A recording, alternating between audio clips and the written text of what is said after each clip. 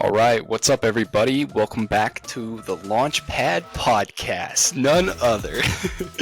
Today, I had on my buddy Tyler from the YouTube channel Tyler Saucier. Tyler Saucier.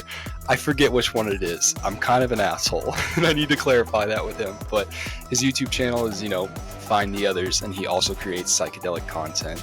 I highly recommend you go check out his videos. He creates great stuff, really high quality, and he's a really sweet guy, and he has a lot of cool things to say.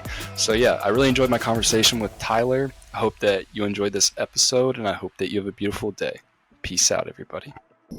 Merging with simulator in 3, 2, 1. But yeah, man, tell me more about this Blue Lotus tea you got there.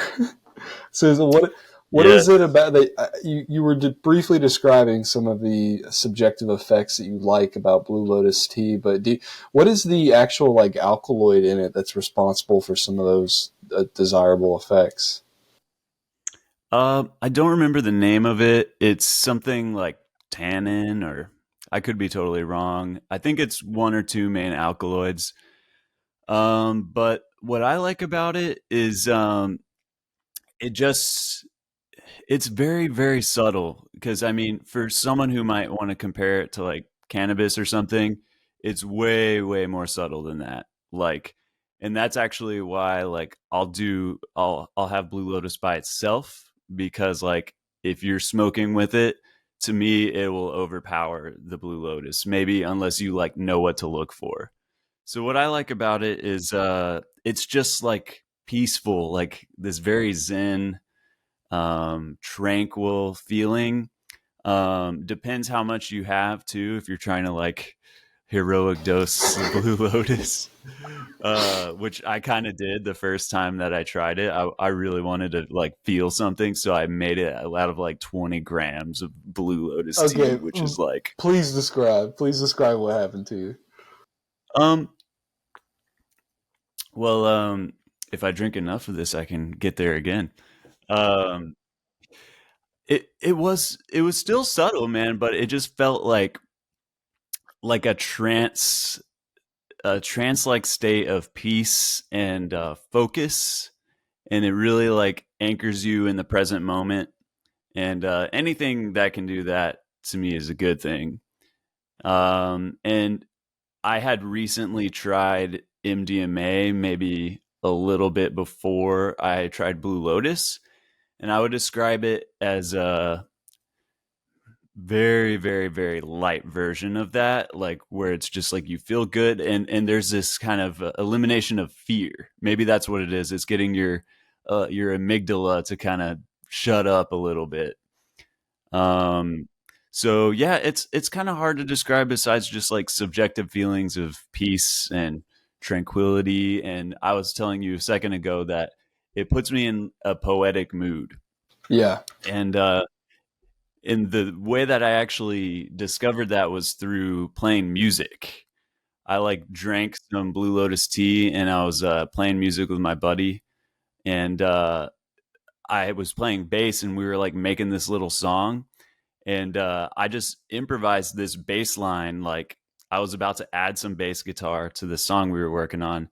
And we did a practice run through, and I had been drinking the Blue Lotus tea, and I just poured this poetry straight out of my soul. And it was the most divine inspiration that I've felt in music. And luckily my friend recorded it. So I have the proof, I have the receipts. Yeah. And so yeah, I'll drink it before a podcast, because it just seems to center me, ground me, and then it brings this kind of creative side out of me in a very subtle way. Nice, dude. Yeah, I like compounds that have that balance there between focus and calm. You know what I mean? What you're describing about that sort of Zen state that it puts you in reminds me a lot of my relationship to something like Kratom. You ever tried Kratom? Oh yeah.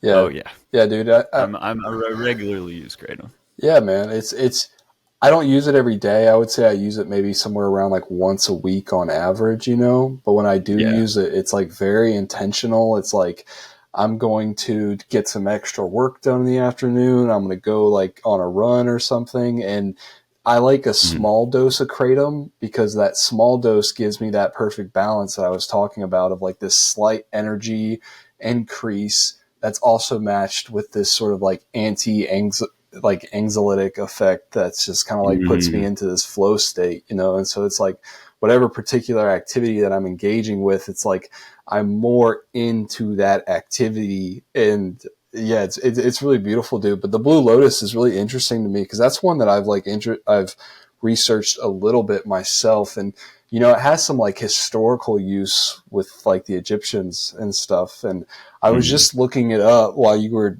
telling your story there because I thought that the alkaloid in it was a slight like opiate agonist or something like that. And I just looked it up, and it says that the two main alkaloids are apomorphine and nuciferine. And I'm pretty sure apomorphine is a, opiate. Let me look this up. Yeah, checks out. Yeah, but no, I mean, but that's the thing, like, you know, if you, like Kratom, also like I think it's mitragynine, something like that, is the alkaloid that has that sort of opiate affinity. And you know, like people can develop problems to Kratom like a big time, you know. And there's whole like Reddit forums on like quitting Kratom, and that's something people need to be like honest with themselves about whenever they're interacting with something like that.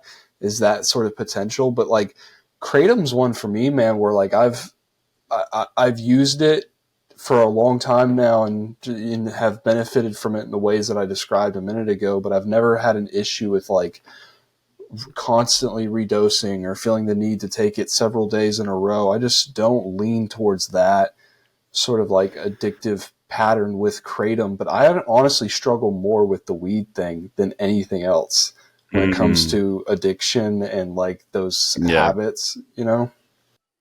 Yeah, well, it's funny that you bring this up because I don't talk about this very much, but I am definitely like actively dependent on Kratom ever since I first started taking it.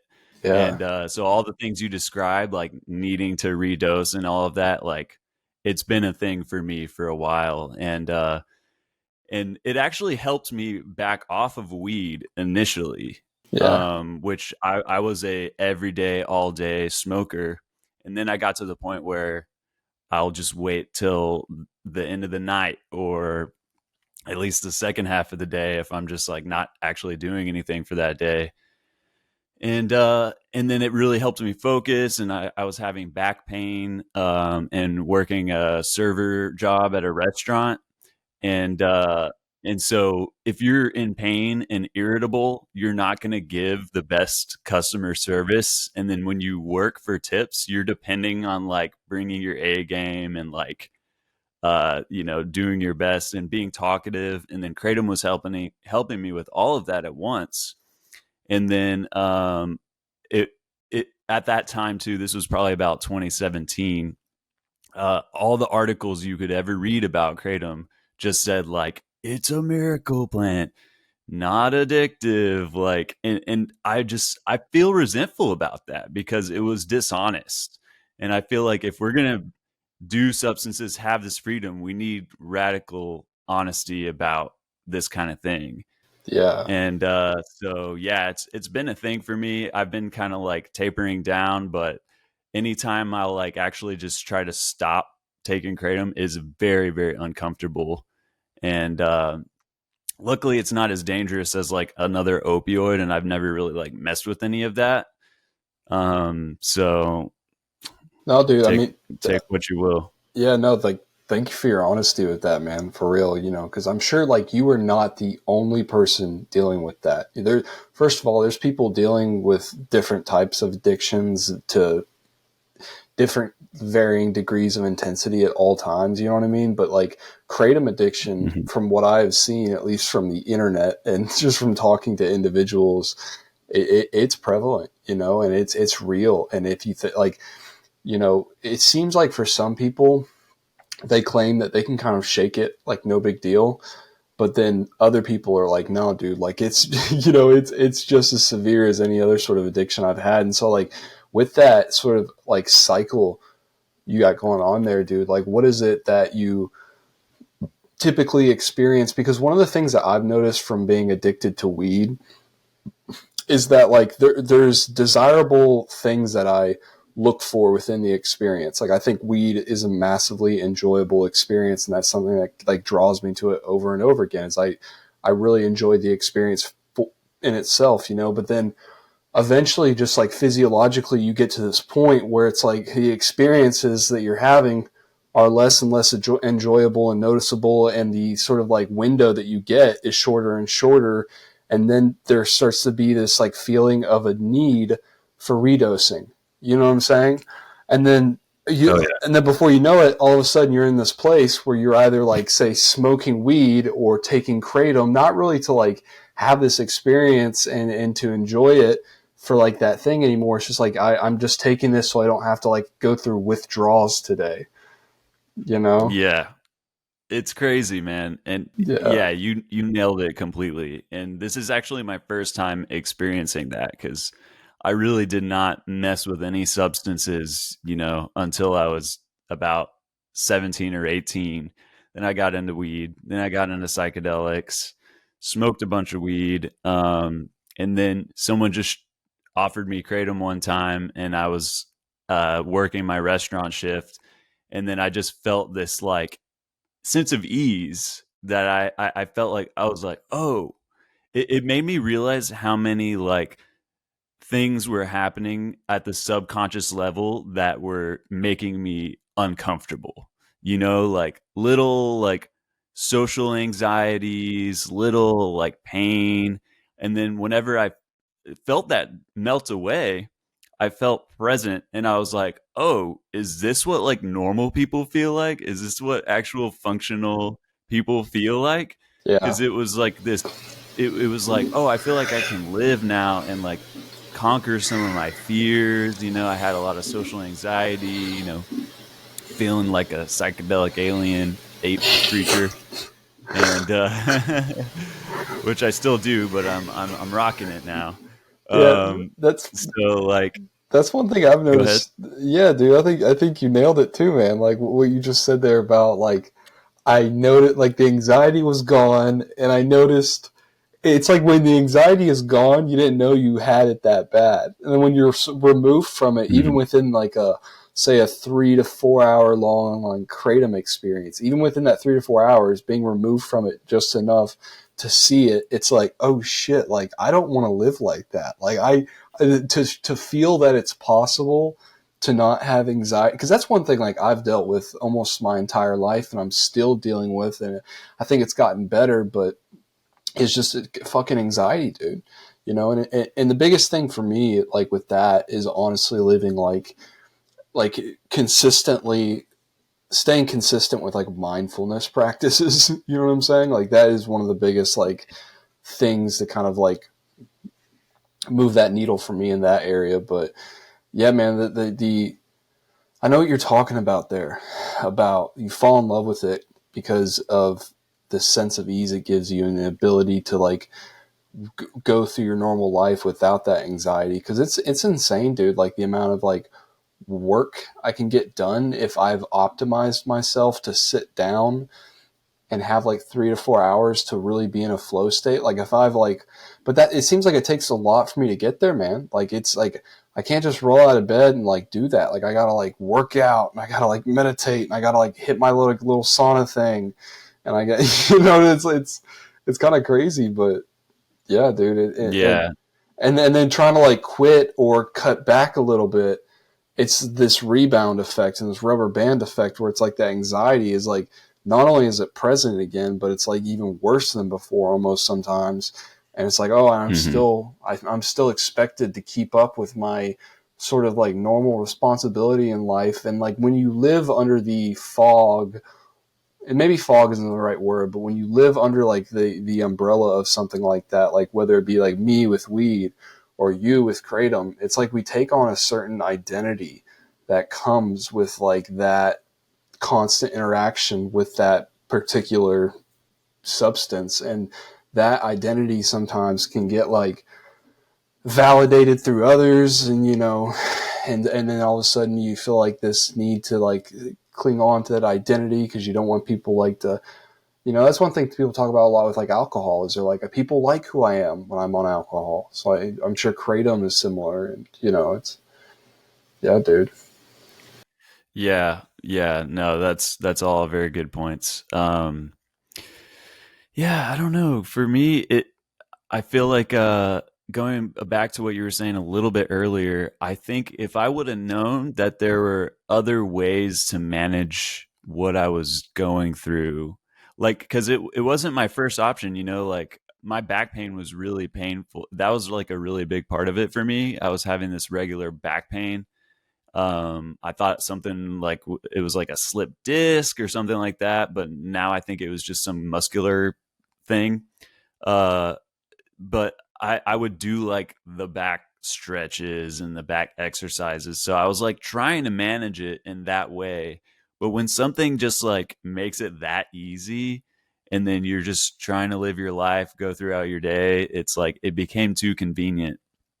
And but now I feel like I could have handled a lot of this stuff, like the anxiety too. Like I think that with the proper amount of exercise and maybe even supplementing something like magnesium and getting a lot of sunlight and all these things that I've learned more recently, I feel like if I would have just applied that, I probably wouldn't have gotten this far into it.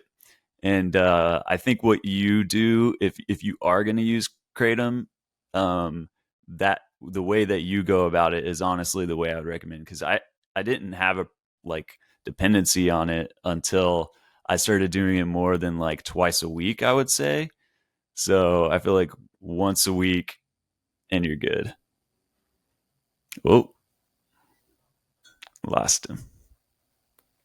Dude, I swear, like, I probably haven't had an internet outage like that the entire, like, last month I've been trying to have you on, and then I have you on. It's like, but, it's okay. The trickster gods. Yeah, dude, it's the jesters in the DMT realm. Okay, so. Yep. Okay, looks like it's recording still. Yeah, what do you remember we were talking about, man? Yeah, just how, like, Kratom. I didn't have any dependency problem with it until I started taking it more than once or twice a week. So I feel like the way you do it is actually like, if you're gonna use Kratom, that's probably the best way to go. And so I was telling you this, and then it froze, and I was like, dang, he's like really zen right now, because your facial expression was just like blank, or just like wasn't moving because you were frozen. You know how you can't tell at first? Yeah, so he's taking so much acid in his life. He's just so present. He's so present right now. Yeah. No, dude, it's I think what you're saying is important, because there's certain drugs that have come to market or become more mainstream that I notice have been glorified, not like fully honestly talked about. And I think the two biggest ones off the top of my head are like Kratom, like you're describing. It was sort of like, yeah, this miracle plant, and you won't get addicted, and it is a lot safer and is a lot better option than other traditional opiates for most people, but it does have like its addiction potential and drawbacks to it. And same thing with weed, man. Weed is definitely glorified in this way of just like, it's my medicine. And like for some people, I know that it legitimately is, like certain ailments and mental disorders potentially, but I think there's a lot of people who claim it to be their medicine who like actually have an unhealthy relationship with it.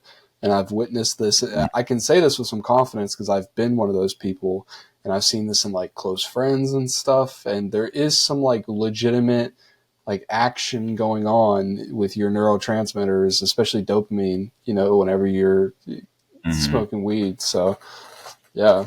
That reminds me of something that happened, or something that my friend said one time. He was part of our crew where we would like regularly smoke and hotbox the car and stuff. And I'd be like, yo, do you want to smoke? And he'd be like, yeah, bro, I'm not addicted. I'm just always down, which was funny at the time. But like, it turns out, yeah, actually he was addicted. And he has since gone to rehab for other things, not for weed, but like that just shows like how we do these mental gymnastics. And that comes from a culture of not being honest, like on all fronts. So yeah, I think one step is just like putting better information out there. Same thing with like talking about the risks of psychedelics. Like you got to be honest about that. Yeah, and I think, yeah, dude, it's so much of it is like misunderstanding, because you think about like addiction and how people usually like their frame of reference for addiction is like this person tweaking out in an alley somewhere. Like that's their, for a lot of people, that might be a bit of an exaggeration, but I do think for a large amount of people that is how they view it, and like that's how they've kind of like compartmentalized it. But like there is like so many people who deal with these varying degrees of addiction, and it can look like a whole bunch of different, it can look like a lot of different things, man. And like weed addiction is like prevalent, it's like normalized. So similar to the Mhm. same way that I think like alcoholism is gets normalized by our society and stuff. Yeah. Yeah, that's so true. And and I think it's important to remember like how different it looks for everybody. Cause like you talked about the forums, the Reddit forums about quitting Kratom and stuff. Like I've seen all that too. And it seems like for some people, yeah, it's like not an issue. They can even take it daily and then just stop and then nothing. Whereas some people, I don't know, maybe it's like some kind of my little theory on this is that we have like deficiencies, and that our immune or no our nervous system is on fire, and so we're just finding all these various things that can just like pour water on a like screaming nervous system. Yeah. And so that's what I think weed does, and alcohol actually does that as well. It acts on the GABA receptors, so there's that anti-anxiety part of it. But I actually want to, you know, keep a balance here, because it was actually because of using kratom that I was able to quit alcohol, and that is huge for me because I'm a musician, and in musician culture and like playing shows and stuff, it's always at a bar, and then you're about to go on stage in front of people and then talk to a bunch of people. So it's like it's begging you to like have a few drinks, and then once you get to two or whatever, then you feel less inhibition to talk to people, but less inhibition to drink more or whatever. So and I was like playing these shows with my band, and then when you drink, you feel like you did great. And then I would listen to it and I'd be like, it sounds like shit. Like it felt good, but it sounded horrible. And so I was like, I want to actually be good at what I'm doing and not like fooling myself into thinking that I'm good at it. And so Kratom was actually able to like substitute that. I would be able to take it and it would reduce the anxiety of social situations. And to me, it's a better option than alcohol, just because, for one, alcohol can be so much like sloppier and like crazy. And to me, it was about like making bad decisions. You know what I mean? Like you act on your impulses when you drink. And so I gotta like give it credit for that at least. And another thing too is that if you're with people that are drinking, it almost gives you this like secondhand buzz, because it's like they're all uninhibited and like feeling good and talking, and it's like then you can just open up. So that's what I've noticed as someone who no longer drinks.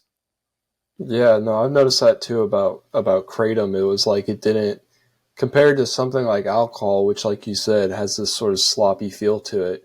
Kratom, you could get into a place where you felt a lot of that euphoria and desirable effects, but at the same time, you're still very like radically present and capable. You know what I mean? And I think it's like this, like with once again with kratom and weed.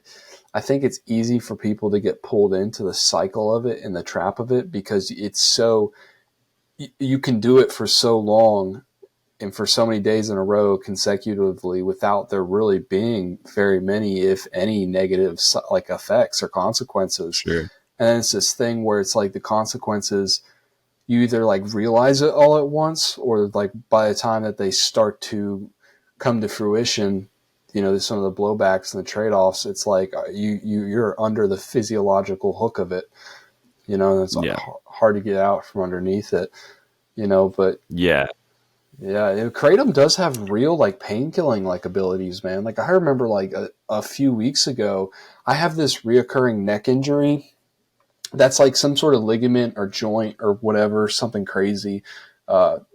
I injured my neck really bad in the football game my freshman year of high school, and just ever since then it'll randomly flare up, and it can be very painful, dude, to the point like where like I've had to call out of work before because I just like basically am bedridden. I woke up a few weeks ago. I guess I slept on it wrong or something. Just this massive shooting pain down my neck, and it feels like you can barely walk. It feels like your neck is just being crunched and crushed, you know? And so I went into my kitchen, dude, and I started throwing back a few dry scoops of Kratom because I was like, this is what, like, this is my medicine for the day. And it truly was a lifesaver, like a godsend. Like within about 45 minutes, I was able to like get out of bed and sit at my computer and do some work and not be in total fucking awful pain, you know? Right. Yeah, and I think for like emergency purposes in extreme situations like that, or even recreationally, but like every once in a while, it can be. I think that's the way it should be used, if at all. But if you're someone who like thinks you might get hooked or something, then I would just recommend not doing it at all. Yeah. But so have you toyed with like quitting it all? Have you like tried and like failed? Have you like researched any sort of like supplements or anything that might make quitting easier? Like what's that journey been like for you, man? For sure. I've done all of that. So there's a supplement called agmatine. Have you ever heard of that? Yeah, dude. Isn't that Okay. an NMDA antagonist as well? Like slight. I'm sorry. I'm not sure, Continue. man. I have heard of it though. Yeah, I'm Yeah. not sure. So one of the things it does is it's a vasodilator. So it could actually be used as like a workout supplement, and it actually has like mood boosting effects and like increases your appetite, and it increases your tolerance. No, decreases your tolerance to kratom and other opioids. Some So people claim I it lowers your weed tolerance too. But continue. Sorry. Maybe I haven't noticed that, but it's possible. So I take that regularly, and so that's been able to like keep it under control. And I've been tapering and like winning and losing battles because like I've tried to just jump off the cliff a few times. It was actually because I was taking this agmatine stuff that like I felt cravings actually go away in a span of time that I didn't expect it to. I'm like, oh, I actually feel totally normal. I'm completely sober and I don't feel the need for it. And I'm like, I think I'm good. So I was like, let me just try not taking it. But then sure enough, like hours later, it feels like I don't know how to describe it. I feel it in my arms. It feels like the inside of your arms is just like it's like this internal itch you can't scratch or something. Interesting. No, And I was about to ask you what it's that feels yeah. like. I was about to ask you what that feels like, the days where hmm it's like you're trying to quit or cut back, and it's like, what does that withdrawal feel like, dude? It feels well. That's one of the main things. Another thing too is I get really tired, and then my eyes will start watering, and I will feel like just like something isn't right, like something isn't correct. I feel restless. I feel overly energetic. Anxiety hasn't been like a big part of that, which I think it is for a lot of people who maybe like treat their anxiety with that. But yeah, it's severely uncomfortable, and I'll get really emotional actually because something about numbing yourself physically with an analgesic is you're numbing your emotions too. And I'm like a very, like I'm I'm like a guy who's in his feels a lot. I write songs.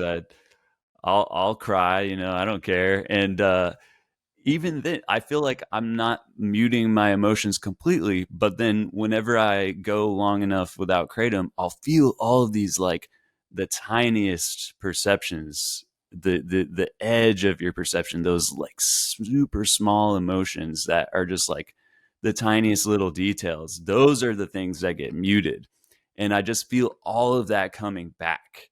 And I'm like, oh, there's this like extra layer of richness that I've been denying myself. Yeah. But I still feel like I'm getting maybe like 95%. So it's not like I'm a robot and not feeling anything, but it's that extra little bit.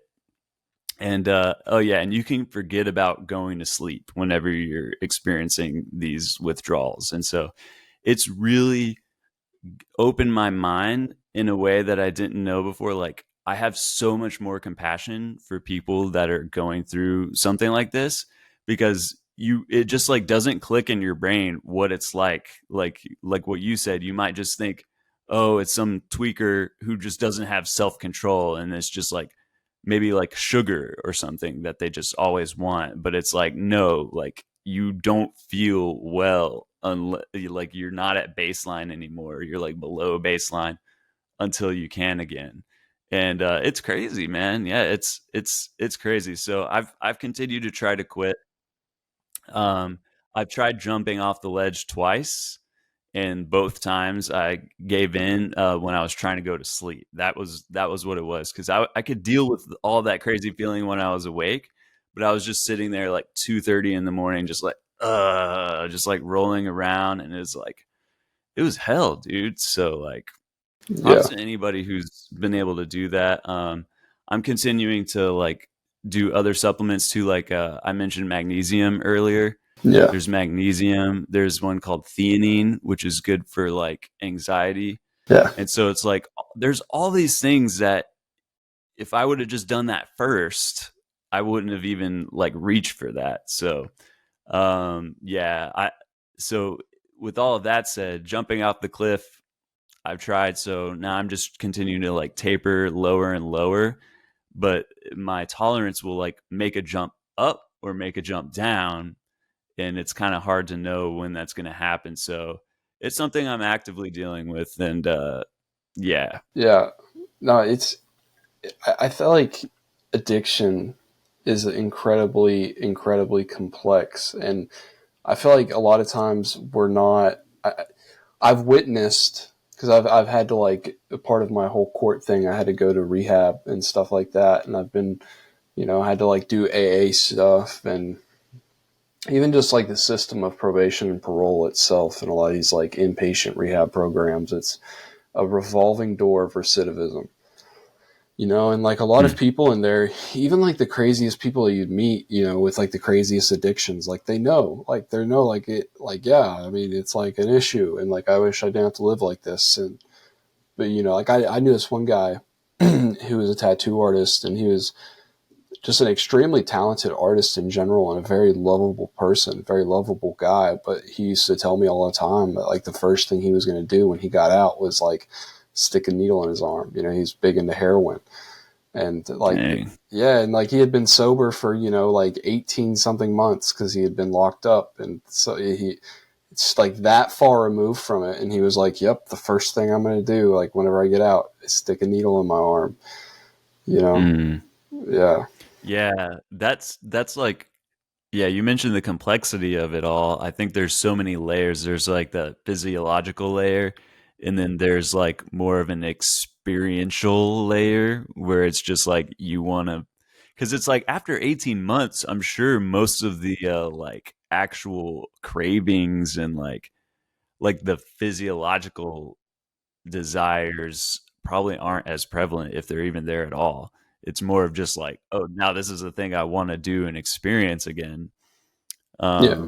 Well, So that thing you said earlier too about like, I feel like a lot of it comes from deficiencies. Like, yeah, like, mhm. when I look at people, and once again, when I say I look at people, like I'm talking to myself too and about myself, but people who have struggled with addiction, one thing I ask myself constantly is like, if this had been like addressed at the root and at the start in a very like crazily like comprehensive holistic manner, you know, would that have like helped nip it in the bud for most people? Because, you know, like I think for most people, when it comes to things like depression and anxiety, you know, I feel like if you're not doing the basic things like, you know, getting sunlight and drinking enough water and like eating decently healthy and having like meaningful work to do and like good relationships in your life, like if you're not taking care of those things, playing this sort of like, you know, neurotransmitter balancing game with different compounds, like, you know, I think there is a time and place for that, but I think it's overdone massively within our country, within our sort of Western society here. And I see this, you know, I've seen this in people I love. So they try to do it to me with like Adderall, you know, and I you know, whenever it's like things start to get out of whack for me, man, like it's, I mean, there is external things, right, that are like, that'll always be a part of life, and we shouldn't be like deny that and live in like illusion of that, you know. But like just taking care of myself and like getting my internal into like a good place seems to always like help soothe out the external a bit, you know. But it's yeah. Yeah, no, I think that's right, man. There's life is so traumatizing. So like Yeah. it makes sense that people don't want to just raw dog reality, you know? Like I'm not making an excuse here. I'm just saying like let's be real. Like life is insanely crazy and traumatic. And like there's stuff going on in my life too, like at that time, which involved a lot of like trauma and so it's like I went even deeper maybe than I needed to, just because of all of that stuff. So it's like we really have to like find a good way to build ourselves a foundation, you know, internally, externally, you know, like all the things that you were talking about in order to fortify us better. Cause it's like we're going to have these storms. We're going to have like life is going to never go the way that we just planned from the outset. So it's like, how do we handle all of that? And I feel like we need a holistic approach. Like I just completely agree with what you're saying. Like we need all the exercise, the like relationships in your life, good diet, supplements if you need them. Whereas we're just like, oh, this thing's wrong with you. Take this. You know, it's such a it's sad because our entire mental and physical health is like being played with at the whims of market forces.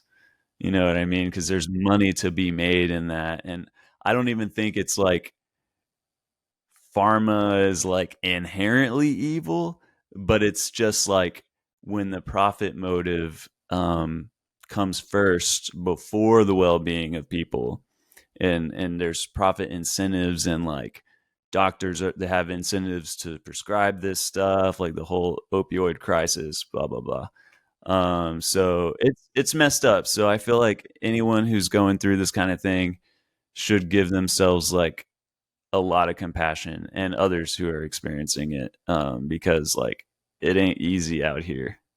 Yeah, no, and it require like by having been through it yourself, that gives you like a different level of that compassion too, man.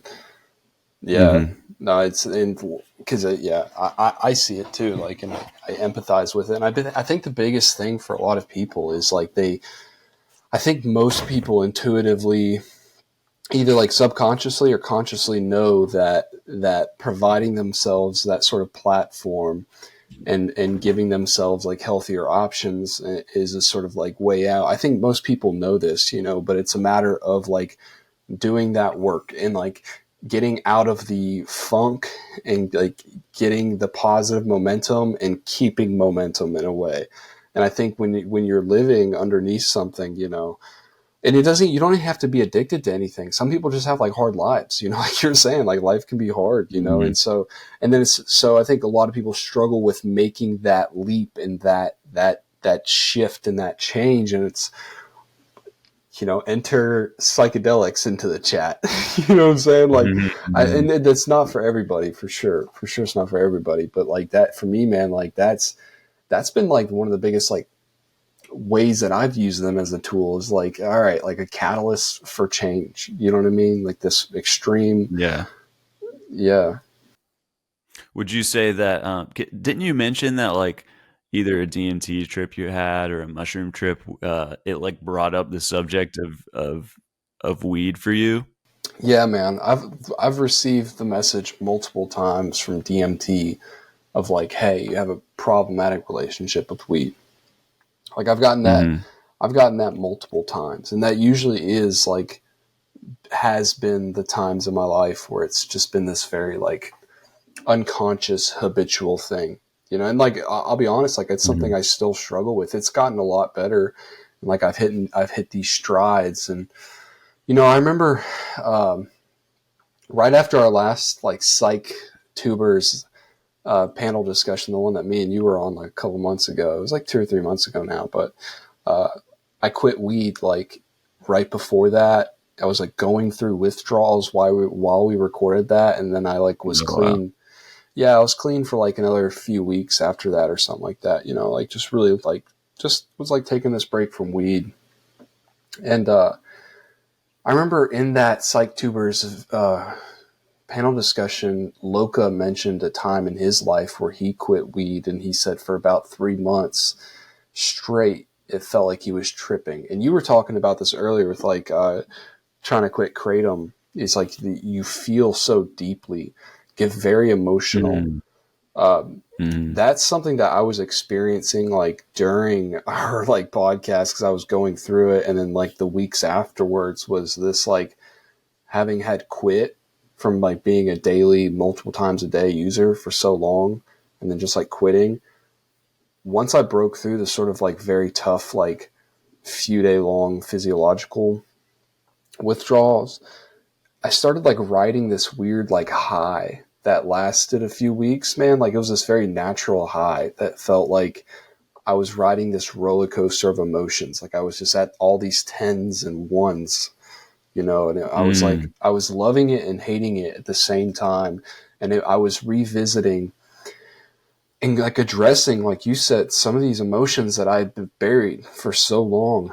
And it's funny because as somebody who like regularly sits in ceremony, you would think that like maybe these things would come to light with the help of the mushroom or even the dimethyltryptamine or whatever it is. But no, it was like being sober from weed brought up some like serious like childhood like traumas that I spent. Oh, wow. Yeah, dude, there was like this like 48 to 72 hour period where I was like feeling some type of way about people in my life who I love very much. And I still do, but it was like I was having, for whatever reason, it was like this odd like time that the universe decided I was going to unpack some, like I said, some like childhood traumas. But yeah, I thought that was really interesting that I experienced that sort of like natural high from quitting or like whatever it was. And you talked about experiencing it. Loka talked about experiencing it. Jake quit weed around the same time that I did, and he was telling me he was experiencing the same thing.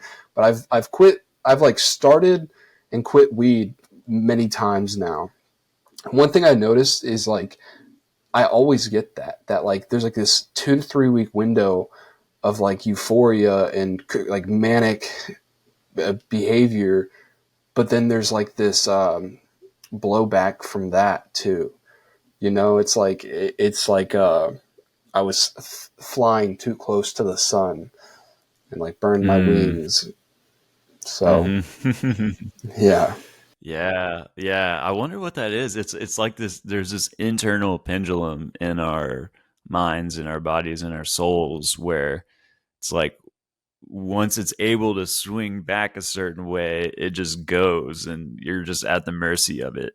Yeah, one thing I've like theorized and kind of thought about is I remember I was talking to a friend one time who was on SSRIs and had been on SSRIs for like several years. And I just like was, I was curious because I'd never taken SSRIs myself. And I was like, what does it feel like to be on an SSRI?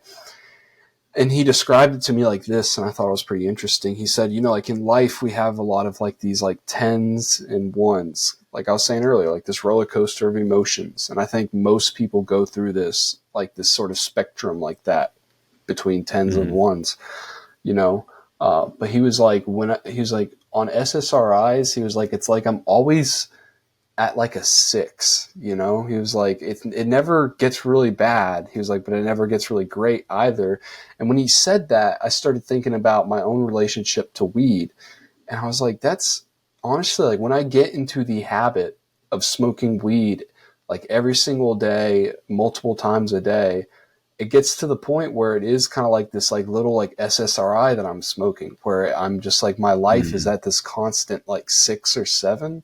And everything stabilizer. Yeah, it's like this stabilizer, and everything's constantly okay, but nothing's ever amazing. Do you know what I mean? And I can see how something like kratom, heck, even alcohol, and some of these other substances can get like that, can kind of act like that SSRI like effect.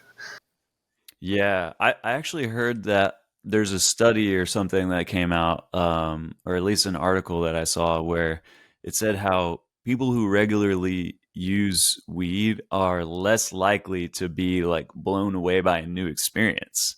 And I was like, that's kind of crazy because, like, to me, those things go hand in hand where it's like, oh, I'm going to go see the pyramids. Like, let me get stoned for this. Or like, oh, I'm going to see this amazing concert. Let me enhance that. So there's this weird, but I think it might have to do with that stabilizer effect.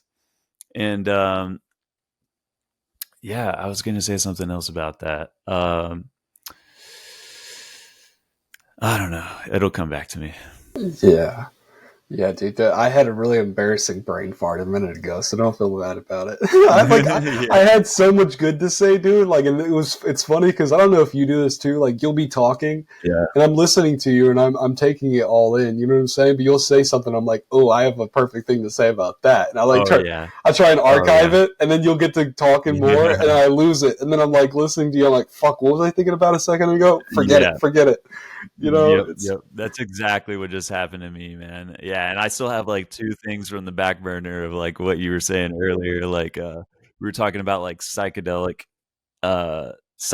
entering the chat and how like you would think some stuff would come up on psychedelics because it tends to just like force you whatever you need but don't want to see.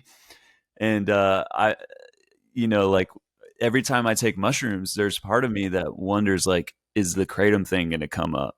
And I was like, dude, are the mushrooms judging this? Like, do they? Because I feel like they would show me if they thought I was like, if it was a problem. Have you gotten the But message? it never has.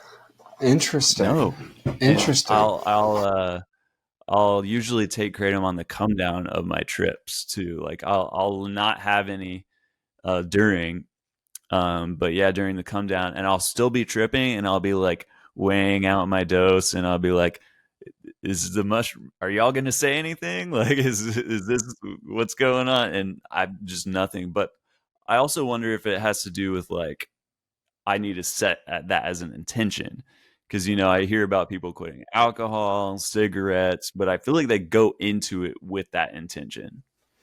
Yeah, no, I had Trip Whip on like a couple nights ago, dude, and me and him were just talking about this, like intention setting with psychedelics. And, like that's something I've been thinking about because it's like, since the beginning, since I first got into like this space, of course, that's like one of the buzzwords that you'll catch on to right away is, intention. And like intentions are super important. And there is, I think like that, the whole idea of setting intentions is applicable to like life, not just psychedelics, like, but I've noticed, dude, like there's been so many times that I've like written down like a list of like a few different intentions or things that I might want to explore just to like kind of keep a blueprint to refer back to in case I think things get muckied up or confusing or whatever it is, but it seems like pretty reliably the mushrooms or just my psychedelic experiences in general, like give me this like sort of story will play out, like this like little mini hero's journey within a few hour time span will play out in my psyche.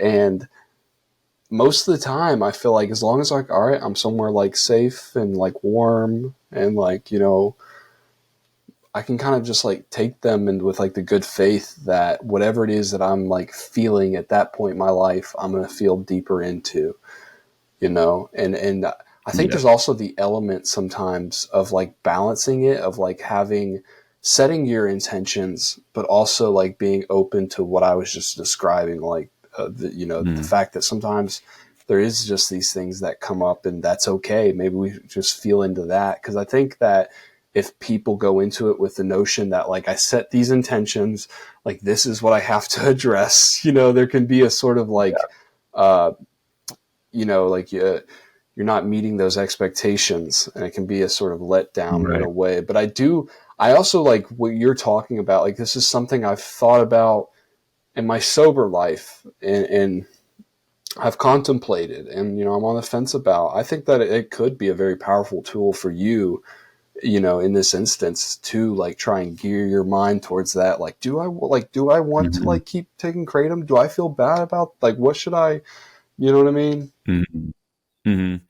Well, I mean, part of me doesn't need mushrooms to know that I don't want to do, you know, I don't want to keep living like this where I have to like feel uncomfortable and then go take some and feel good again. And but I still think that there would be value in doing that. And you know what's interesting is that they talk about iboga, and it supposedly has this magical ability to like reset your opioid receptors. And so I tried looking up like, have people done that for Kratom? And they have iboga practices in Mexico, you know, and I'm in Texas, so not too far for me. And so I've considered that, but I'm also like a little bit sketched out about iboga because I heard there's some like things with like heart issues. I don't know, like There's some it seems like there's dangers there. Yeah, there is some potential like physiological dangers with iboga, but most places like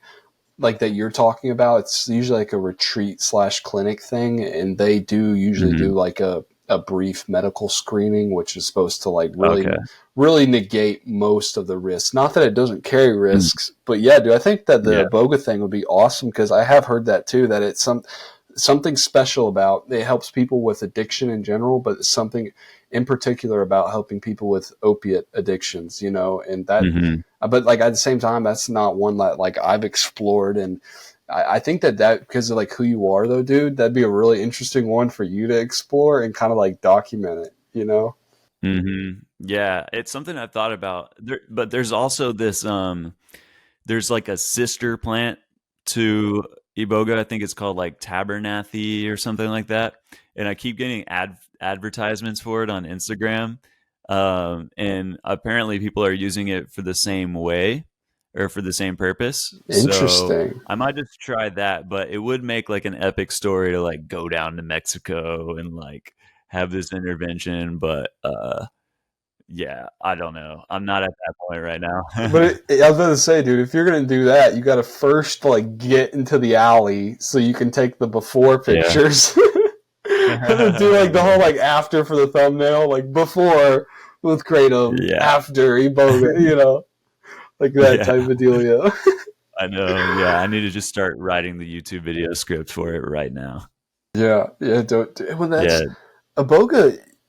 iboga's a weird one, man, because like from what I understand, that's a completely different type of journey, you know, and it's very long, and most people talk about how it's like very harrowing, like it's very like you're in the shit, you know. It can be very challenging. People talk about that a lot, you know. Yeah, but have you ever heard any of the traditional Bwiti harp music? I don't think I have, but I remember watching the episode of Hamilton's Pharmacopoeia where he went and did. Was it with the Bwitis that he did the iboga? It might have been. Yeah, it might have been. So I don't remember like the music from that episode. I've seen that too. But yeah, the Bwiti is like one of the prominent tribes that does iboga, and they have these like harp instruments. but they're playing it like super fast, and it's like the most energetic form of like ceremonial music that I've ever heard. So imagine that on top of like what is purportedly a harrowing experience, and you just hear this like guy like going nuts on the harp. It's like really insane, but like I'm fascinated by that. Like I kind of want to do that. Yeah, in that traditional sort of context like that too, dude. Like that's one thing I've Mhm. noticed is that, like, okay, in general, just in life in general, I've noticed the dramatic impact that music has on my mood. Like, dude, I have no issues right now, but if I listen to like, if I went on YouTube right now and found like the saddest song I knew, I could legitimately like get into a really bad place and start to cry. I could also play something that amps me up, and this is completely sober, you know? So it's like, but Mhm. within the psychedelic experience, the music that I've played, like some of my favorite artists, you know, like Parangi and Liquid Bloom and stuff like that, like those guys, then the synergy between some music and psychedelics, it's I've noticed it has such this like crazy effect. And one thing in particular is like playing certain songs when I smoke DMT, there can be like this almost like this feeling that the song is helping like with the transition into it. I don't know. You know? Mhm. Mhm. Oh, absolutely, dude. I'm a firm believer that the combination of music and psychedelics is like a cosmic cocktail of epic proportions. Like there's almost nothing more powerful than the right song, the right moment, the right substance all intertwining at the same time. And it's been a part of all of my biggest, like most impactful trips, including the big initial trip that I had that was like classic textbook definition of a mystical experience, and it's the reason that I like got so into this stuff. So that's something I actually wanted to like ask you about. I heard your story about like discovering DMT, so I kind of know your story a little bit, but I guess I want to dig into a little bit more like with other content creators around psychedelic stuff. I like to ask them like, what makes you so fascinated by all of it as opposed to like a casual enjoyer. You know what I mean? Like we're people who would go far enough to like make videos about this stuff are like not just someone who's like, "Oh yeah, I like mushrooms, they're fun." You know, it's like we're in Yeah, this world, we're you like know. an autistic level about it, buddy. Like we really took it to Yes. another level.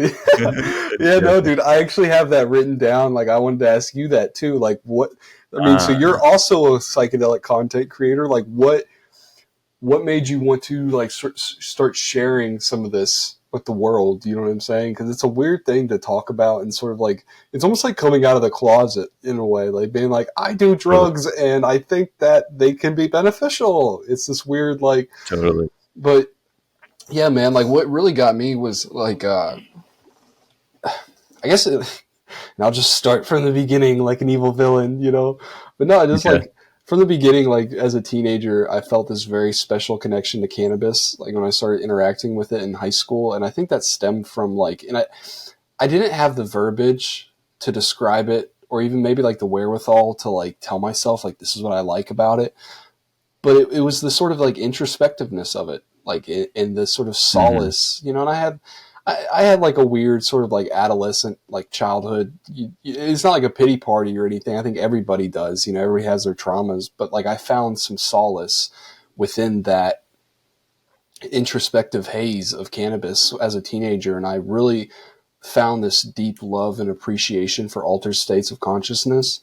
And this is like back in like around like 2014 when I started smoking cannabis daily as a teenager in high school. So, you know, this Hmm. is when like the weed science was still kind of big and the push for legalization of weed was still pretty big. And, you know, I just remember like getting really wrapped up in like the science and the politics and the history of it all. And I was like, this is fucking Hmm. fascinating. And I just thought that like Hmm. cannabis was the most fucking fascinating thing in the world. And of course, like I had a lot of friends who also loved it and like appreciated it. But I noticed that like once again, I took it to like this different level of just like, you know, like really being like obsessive about it. And I've had that Mhm. personality since I was a child of like, I find things that I really Mhm. like and I get obsessive about them, like very ADHD Yeah. like, which I think is Mhm. not necessarily a bad thing. I think it can be a strength if you play it right. But anyways, so I Mhm. knew I liked the altered states of consciousness. Somewhere around like 17 or 18 years old, the idea of DMT and just psychedelics in general got planted in my mind from like listening to podcasts, and in particular the Joe Rogan podcast. When I heard him talk about DMT, it just like planted this seed in my mind, and I knew like I was like I'm gonna like it's like I'm gonna experiment, like I'm gonna interact with that, but I didn't really go like Mhm. searching for it. It was kind of odd. Instead, I actually spent like a solid like year like really doing a lot of meditation and like finding a practice with that and like implementing that into my daily life. And then in this weird sort of way, it felt like DMT came to me. I was 19 and I had a friend at work approach me and it was just like, hey man, like, I know this guy, he has DMT, here's his phone number. It's like, okay. So I like texted this guy that I'd never met. It was like, heard you got DMT, man. Like, I could try it. And he was like, yeah, man. Like, you can come over after your shift. I was delivering pizzas at the time as a college student. Mhm. And I was like, okay, awesome. So I went over that night and had my first psychedelic experience, and it was with DMT. And that experience in itself, man, it was funny because like at first there was this sort of like geometric colors and shapes and stuff, and then the sort of like most interesting thing that happened within that trip was that like I was like in this like black void, and there was this doorway in front of me, and like protruding out of like the cracks in the doorway was like this like white light, and I knew that like on the other side of the doorway like something spectacular like awaited me. But I also knew that I had like not smoked enough DMT to really get there, because we had like sandwiched it in between weed and a hand pipe, and like I did the whole like 3 hits deal, like they had to feed me the third hit, that type of thing, Mhm. But I knew like I hadn't smoked enough DMT to get there. So I came out of that DMT experience like just feeling like really rebooted and like refreshed, and like really like it was like that interest in like peak in psychedelics just like took into another level, and I like started like experimenting very heavily and procuring a lot of different types of psychedelics. Like I did obviously mushrooms, LSD, 2CB. I was doing like Robitussin, did some salvia, did a bunch of DMT, did some 5-MeO DMT, did MDMA a few times. Like really just like a lot of experimentation, and a lot of it in this very like Mhm. a lot of it was done in this hedonistic manner until I got like these hard like lessons, within the experience. Mhm. But yeah, man. And then within all of this, like my own personal experimentation, I just got lost in this weird lifestyle.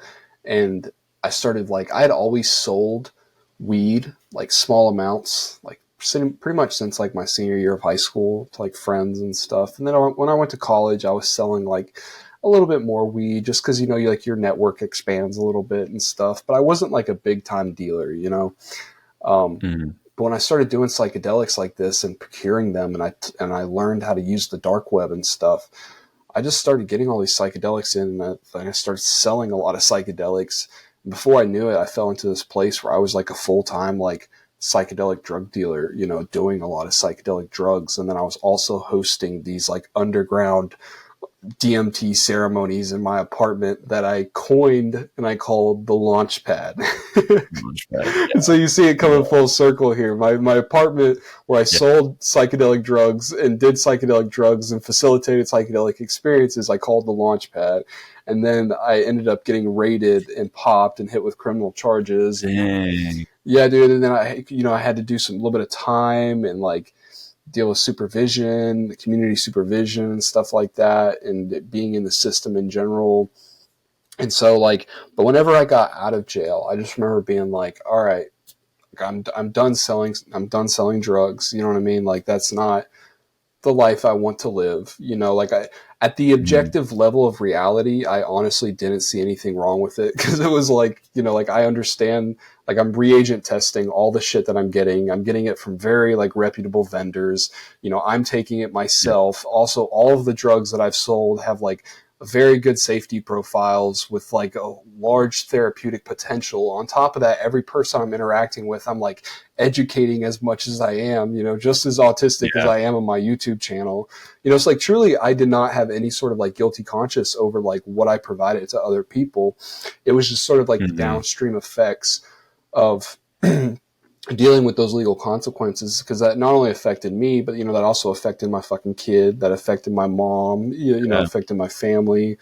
So I made that decision, like I'm done selling psychedelic drugs. But I knew at the same time, dude, I was like, this is still like the most fascinating thing in the world to me, and like the thing that I want to be involved with and like, you know, throw myself into. And so I was like, all right, like I guess podcast, YouTube channel. And so I started like sloppily making videos on my iPhone, you know, and just like putting them out there and made like the Launchpad YouTube channel. And here in the past like few months, I've decided to like start taking it more serious and stuff. But yeah, that's sort of like my origin story, man. And I'm sorry that I just went on a long ramble, but I felt like it was sort of necessary to like set the stage for it. But please tell me your story, dude. Yeah, well, I just want to say, like, I think that's awesome. Yeah, you kind of briefly told the story in our panel, and I that's just so crazy, man, how it all turned out. So maybe we can. It might be an oversimplification, so I'm half joking here, but maybe the formula for psychedelic YouTuber is like one big trip and a touch of the tism. You equal psychedelic YouTuber. Yes, dude. We're a different breed. Yeah, but I really have a lot of respect for you, man. And like, I've seen your stuff for a while now, and I've seen you kind of ramp things up recently. And like, you know, you just have a very like poignant way of speaking about this stuff. So I just want to encourage you to keep doing your thing and like keep developing that and keep, you know, like getting more information and like talking to other people, learning stuff, and like you're gonna be killing it, man. So yeah, keep that up. Oh, dude, I really appreciate that, dude. Like, and I'm not just saying this like blow smoke up your ass. I tell Jake this too because it's true. Like, the quality of your content, man, is like awesome. Like, and I know how it feels. Like we were talking about in the chat of like I can dump like 40 hours into a video and then it gets 258 views, and like, and it's not all about the views, but it is a bit disheartening, man. When like I don't think people realize like the amount of time and energy that goes into making something like that, you know. But like there is just that sort of like I was telling Trip with this. I get disheartened sometimes, but then I have like one person reach out or like DM me on Instagram or like send me an email, and they're like, "Oh, like I love this video, or I'm loving your videos, or this reminded me of this in my trip." And dude, it just like it really makes it all like worth it to me. Like all the time that I spent on that video, like even if it was just for you, dude, like it was so worth it, man. Yeah, exactly. I think that's the like rational, grounded perspective on it. But like when you're in the middle of it, you got to remind yourself of stuff like that. You know what I mean? It's like I know that already, but it's like you tend to like not remember whenever you're in the throes of like just put a video out and no one's watching it or whatever. So yeah, man. But like what we were talking about too, it's like we're building up a library too. So it's like if one video does pop off, it's going to be better to have like 80 videos on your channel as opposed to like 3 or whatever. So there's that too. And you can't predict that kind of stuff. And like also you can just keep getting better and better, and then there'll be a point where it's like it's going to be impossible for the almighty algorithm to ignore it.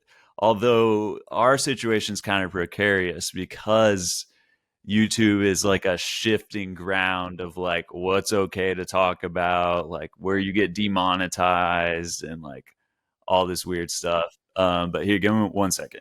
Yeah, no, dude. So I've Go ahead. that's one thing I've been thinking about myself too, is the sort of like problems that we face as psychedelic content creators. You know, it feels like we have to walk this constant balance of like trying to be honest and authentic and transparent while also like remaining within their guidelines. You know what I mean? And Mm. uh, yeah, I've struggled with, like, for instance, TikTok, because I've had some videos on there that have like really popped off, and I've realized like, all right, this is a good way to like gain traction and stuff. And even though the videos are different and condensed, it's like I can still fit some value into like a 3-minute video. But I've had some videos that like as soon as I've posted them, I immediately get it taken down and get the community guidelines violation or strike added as soon as I post it. And I'm like, this video isn't any worse than the video that I have like up from 3 weeks ago that you never took down, you know? And so it's just like, Mm-hmm. you know, and yeah, like I think that there's one thing that people in this space can talk about over and over again and kind of like beat this horse till it's dead is the sort of like problems with, the war on drugs and the sort of misconceptions and misunderstanding around a lot of these drugs. But then when you try and be like truthful and honest about it, it's sometimes you get censored just straight up because it's Right. like, you're trying to, like, this is irresponsible. It's like, no, what's actually what I think is more irresponsible is you trying to like suppress any sort of education about drugs, because that's how we get through this shit. It's like Mm-hmm. education and like proper research. Yeah, it's a total lack of nuance. And also because the volume of videos going up on YouTube is like so vast, they made it a computer now. It's like an AI that's like, oh, I saw something. Like I had a podcast with Jake, and it got demonetized, and I don't even know what it was. And he has like a little bong in the corner, so I was like, maybe it's that. Like the frustrating thing is they don't even tell you like what it is most of the time. It's just like, this was against the guidelines, read the guidelines. So it is what it is. We're building a home on like rented land, I guess you could say. So I think YouTube is kind of like a good uh flagship, or like a good way like to get it out there. And my whole channel is all about and we could get back into the origin story stuff. My whole channel is about finding the others, right? Like the famous Tim Leary quote, Terrence McKenna re-quoted him. And so I'm discovering that that's like the most important part of my channel, is actually like fostering that. And like, so I have a Discord, and I eventually want to have like some kind of newsletter or whatever, and then eventually like have real life meetups. Like I've met a couple people from the YouTube channel who actually live in Houston, and I've like met with this guy, and he like gave me mushrooms, and now our trips are like interacting. It's like powerful stuff. um so um yeah, I guess I wanted, since you asked earlier, I wanted to give a little bit of the origin story tale. um So for me, it was a super significant trip that happened when I was 18 years old. I took 2 hits of LSD, and this was my second time tripping. Third, if you count morning glory seeds, which all I really did was like make some stuff shiny, and my stomach really hurt. That was about the extent of it. Um, and so I took 2 hits of LSD, and then once it started coming on, this was before I knew anything, bro. Like I didn't know ego death was a thing. I didn't know like anything. I literally just went into it like my motivation was wanting to see pretty colors and shit. Like I wanted to be like, I had heard like my friend talk about visual, close-eyed visuals, hallucinations, and he described it as like this geometric, flowery, colorful thing. I was like, I want to see that. So this at this point in my life, I was like dabbling and then pushing it and pushing it and pushing it and seeing like, okay, I want to get to whatever that is. And dude, it delivered like 100%, but it wasn't like straight there, which I'll get into. So like when the trip started coming on, it was like, whoa, like I got hit by a train, and it was way more powerful than I had like bargained for. You know that feeling when you take a little bit too much or something, and when it hits, you're just like, oh shit, like it's going down, you know. And so that was happening to me. I was with two friends. One of them took it with me, and then the other was a good friend of mine who had some experience, and he was like our trip sitter. Which I'm so glad that he was there, because like it started coming on, and I started feeling like unwell, like kind of ill. And so I had this desire to like sit down and like be on the ground. And we were outside in a suburban neighborhood in a cul-de-sac. And and then it started to look like a light source was like going around. Like, have you ever experienced that on psychedelics, where it's like it looks like the shadows are like rotating? If you took a flashlight around this right now and you spun it around, you would see the shadow spinning too. It was like that was happening, and then I was like, oh my god, like I feel crazy right now. This is the most intense thing I'd felt up until then, and I felt like I was dying. And that was the really scary thing, where I was like, I was going into an ego death experience, or ego dissolution, whatever you want to call it. But it felt, in this case, it actually felt like something was dying inside of me. And when you don't know what to expect, you think that you might actually be dying. Or like, let's say you forget that you took a drug. You might actually think, damn, this is it. Like I really did it. And so I was sitting on the ground, feeling like I was dying. And my friend, the trip sitter, comes up to me, and he like grabs my hand, like as if I am actually on my deathbed. And he was like my best friend coming up to me being like, I'm here, you know, I'm present for you, and holding my hand. And it was like that simple act of compassion just like flipped everything around. And then once he did that, I started seeing these like arcs of white light, like going everywhere on the ground, just like a bunch of white, pure white light arcs. And then in between some of the nexus points of those arcs, I saw your favorite, the secret cosmic language.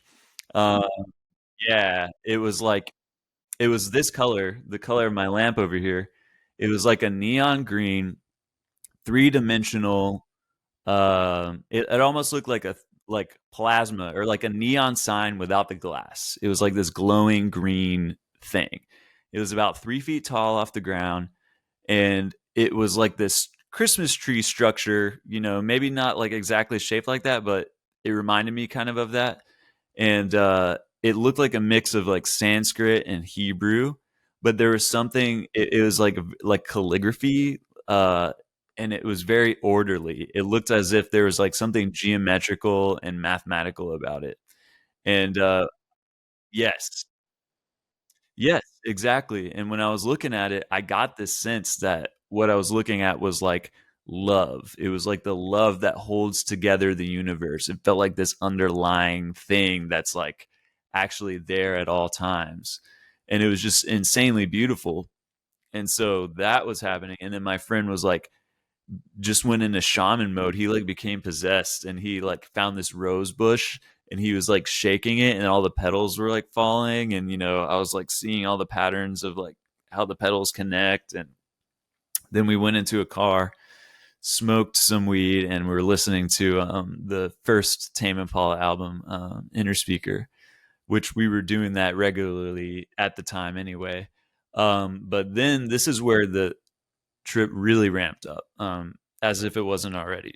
Um, I started to feel, in the music, I could feel the tones of the earth. I felt like I could hear mud and clay, and like that feeling when you have your toes in the dirt. It was like the music equivalent of that. But because you have synesthesia, it really felt like I was actually like experiencing that texture and that feeling. And then I started to feel a fire in my stomach. And it was like this glowing internal fire, like right here. And this feeling started to like grow, and it felt connected to my hunger, like my hunger, my will to survive was there. And this fire kept growing and growing. And at one point, it felt like the energy in this area of my body was like so great that it actually just had to like escape. And so it went into my heart. And then once that happened, it was like the energy got like amplified and purified in my heart center. And then it was just like this insane like cosmic consciousness experience where I like merged with the universe, and I was like closing my eyes, and I could see like my actual identity of consciousness had gone cosmic. Like, you've probably had this before, and some other people have. Like, you have your typical sense of boundary. Like, your consciousness is like here maybe, and then maybe if you're feeling open, it's like your consciousness is a little wider and you're aware of your environment. But it was like my actual consciousness was the size of like galaxies, and I was in this thing, and this energy in my heart, it was like making me feel just like immense love. And uh and then the energy bubbled up there so much that it felt like it had to come out, and I felt this energy actually like rise up. And this whole time I felt this like serpentine thing going up my spine. And so what I realized later was that this was a Kundalini awakening experience. And I was not somebody who like wanted that to happen or even knew what the hell that was. So to me, that in a way proves it's genuine, because it just happened spontaneously to me, and it happens spontaneously to others. But the main point of all of this is that that love that I felt, whatever that bliss, that cosmic sense of love was, I felt I had to express it into the world. And then from that point on, I like knew that I had a purpose on this earth. Like that my purpose was to get whatever this feeling that I had on 2 hits on the peak of LSD, whatever that feeling was, getting that out there and expressing it through creativity. And now later in my life, I see that through words and the YouTube channel and stuff, that is like my actual reason to be here. And like that's a perfect time for something like that to happen, because you're 18 years old, you're becoming an adult. It's like a rite of passage in my life that like totally changed everything for me, man. And there's more to it. I have a whole like trip report about it, but that's like the main thing. So there's a second part to this equation, which is the find the others side of this. So in 2015, I was watching a band on YouTube, and it's a band called Vinyl Williams, and they had a song called Space Age Utopia, and it was like one of these like live sessions. And I just saw that song title, Space Age Utopia, and I was like, okay, anyone who would name their song Space Age Utopia is like my kind of person. So I clicked on it, and then it was like awesome music, super psychedelic. And then I was like, dang, this is my tribe. Like I felt a sense to like connect and reach out to these people. And I was like, these people are living true to themselves in a way that like I feel like I'm not currently doing, like going full psychedelic mode. And so years later, I actually asked the singer of this band to like do an interview. And I just wanted to pick his brain, because I'm fascinated by like where music and psychedelics kind of collide, and like how that uh, catalyzes creativity, and the different aesthetics that come with like psychedelic art, psychedelic music, like where that is all connected. So I wanted to pick this guy's brain, because he was like one of my favorite artists, psychedelic artists. Um, and so I asked him to do an interview, and then I got my brother to do video. But this was all just kind of like an excuse, because I literally just wanted to pick his brain. So I was like, if I make it a video interview, it's like legit, and it's like they're gonna want to do it. And so I ended up talking to this guy, and then that was like how I inadvertently started my YouTube channel, is by making a video interview of this guy who is like part of this lost tribe that I felt. And then yeah, it just kind of snowballed from there. I did like I was also getting sick of my job, like teaching music, and like dealing with like bratty kids and stuff like that. So I was like, let me find a way out of this like typical grind. Like YouTube seems really cool because I was also just watching tons of YouTube. Like I'm obsessed with YouTube, man.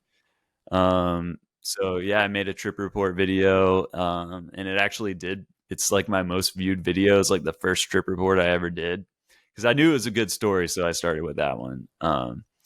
But yeah, man, I got inspired by the Terrence McKenna quote to like find your other people, and I have my close circle of friends, you know, that I share excitement with about this kind of stuff, but like it doesn't feel like a community or like a big enough thing. It's just like a little, it's like your buddies or whatever. So I just kind of wanted to like also reach out for those other people. You know, you talked about this in terms of like coming out of the closet, the psychedelic closet. It's like there's so many people who feel afraid to like talk openly about this still, especially in more like state, like in the US, in states where it's super illegal or you're just in some random suburb somewhere. You know, it's how I felt. You know, I felt like I wasn't going to just go around talking about this stuff, but I was like so excited about it, and it felt like the easiest thing in the world for me to talk about because I love it so much and I'm so interested in it. So yeah, that's pretty much it. Yeah, no, I love that, dude. I love your story. No, and I agree. It's hard to find people who, you know, because it's like I'm the same way. I have like a small sort of faction locally here who I can Mhm. commune with in a way. But over the past like year or two, I feel like I've built this like really like powerful sort of network of individuals who also share this common interest, and like it's something that I feel an extreme amount of like gratitude for. You know, it's really cool. Like I remember when I first got the idea for like wanting to do a podcast and or YouTube channel, it was actually like while I was still selling drugs and living in this Mm. apartment, and my roommate had showed me Trip Whip's channel and Rob's channel, and Mm. I just thought it was the coolest thing ever. I was like, these guys are doing exactly what I want to do. Like, just talk about this shit. Like, I found myself Yeah. like, not only was I like selling this stuff, but I would do like, I just found like myself endlessly fascinated in researching and experimenting and educating others, you know. And Hmm. it's funny because now it's like, all right, like I was looking up to these guys, and now, you know, both Rob and Trip Whip have been on the podcast, and it's it's really, it's fun, man. It's fun. And Yeah. it's like, I think what, like I said earlier, I think one of the biggest problems with drugs is the misunderstanding of them and the misconceptions. And it's like, how do you address that? You address that with like real proper education. And one thing that I've been trying to like make more of a note to do over the past like few months, I've really like consciously turned myself, like been aware of this, is that like in the psychedelic community, I feel like there's a certain amount of like cookie cutter shit starting to go on, which is fine. Like there is things that need to be like constantly rehammered and, you know, talked about and educate people on. But I was like, I really want to make an effort to like be extra honest, like extra, like really Hmm. honest and like transparent. Because what you said about like the amount of people who are in the closet who find it hard to come out, I see that as like an act of service that I can provide others. Is like, not only like am I going to come out of like the psychedelic closet and the fact that like, hey, I do these things and I think that they have potential benefit, you know, but like on it, but also like as much as I can and am willing to do, like give people the inside scoop to what's going on in my psyche. Cause you know, if you like, you got to wonder, like, as I'm sure people like as an outsider looking in, it's like, all right, this dude, like he's still relatively young.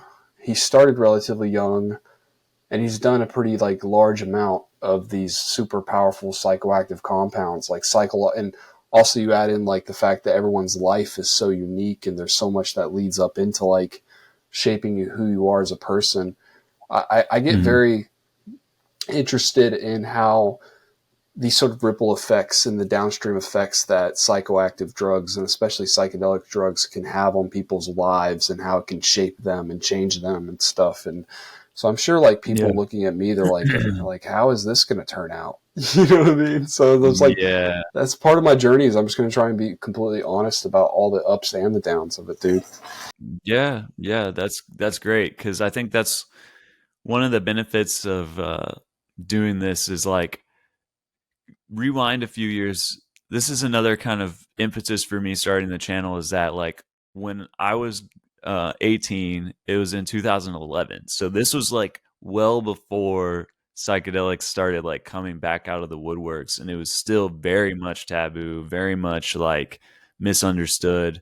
And like I didn't have anybody to like come to for advice or like perspectives on this. So it's like the whole Kundalini thing when that happened, dude, I thought I was going crazy. Like I thought I was losing my mind until I saw an Alex Gray painting that depicted the chakras, and I was like, "Oh, that's what happened to me."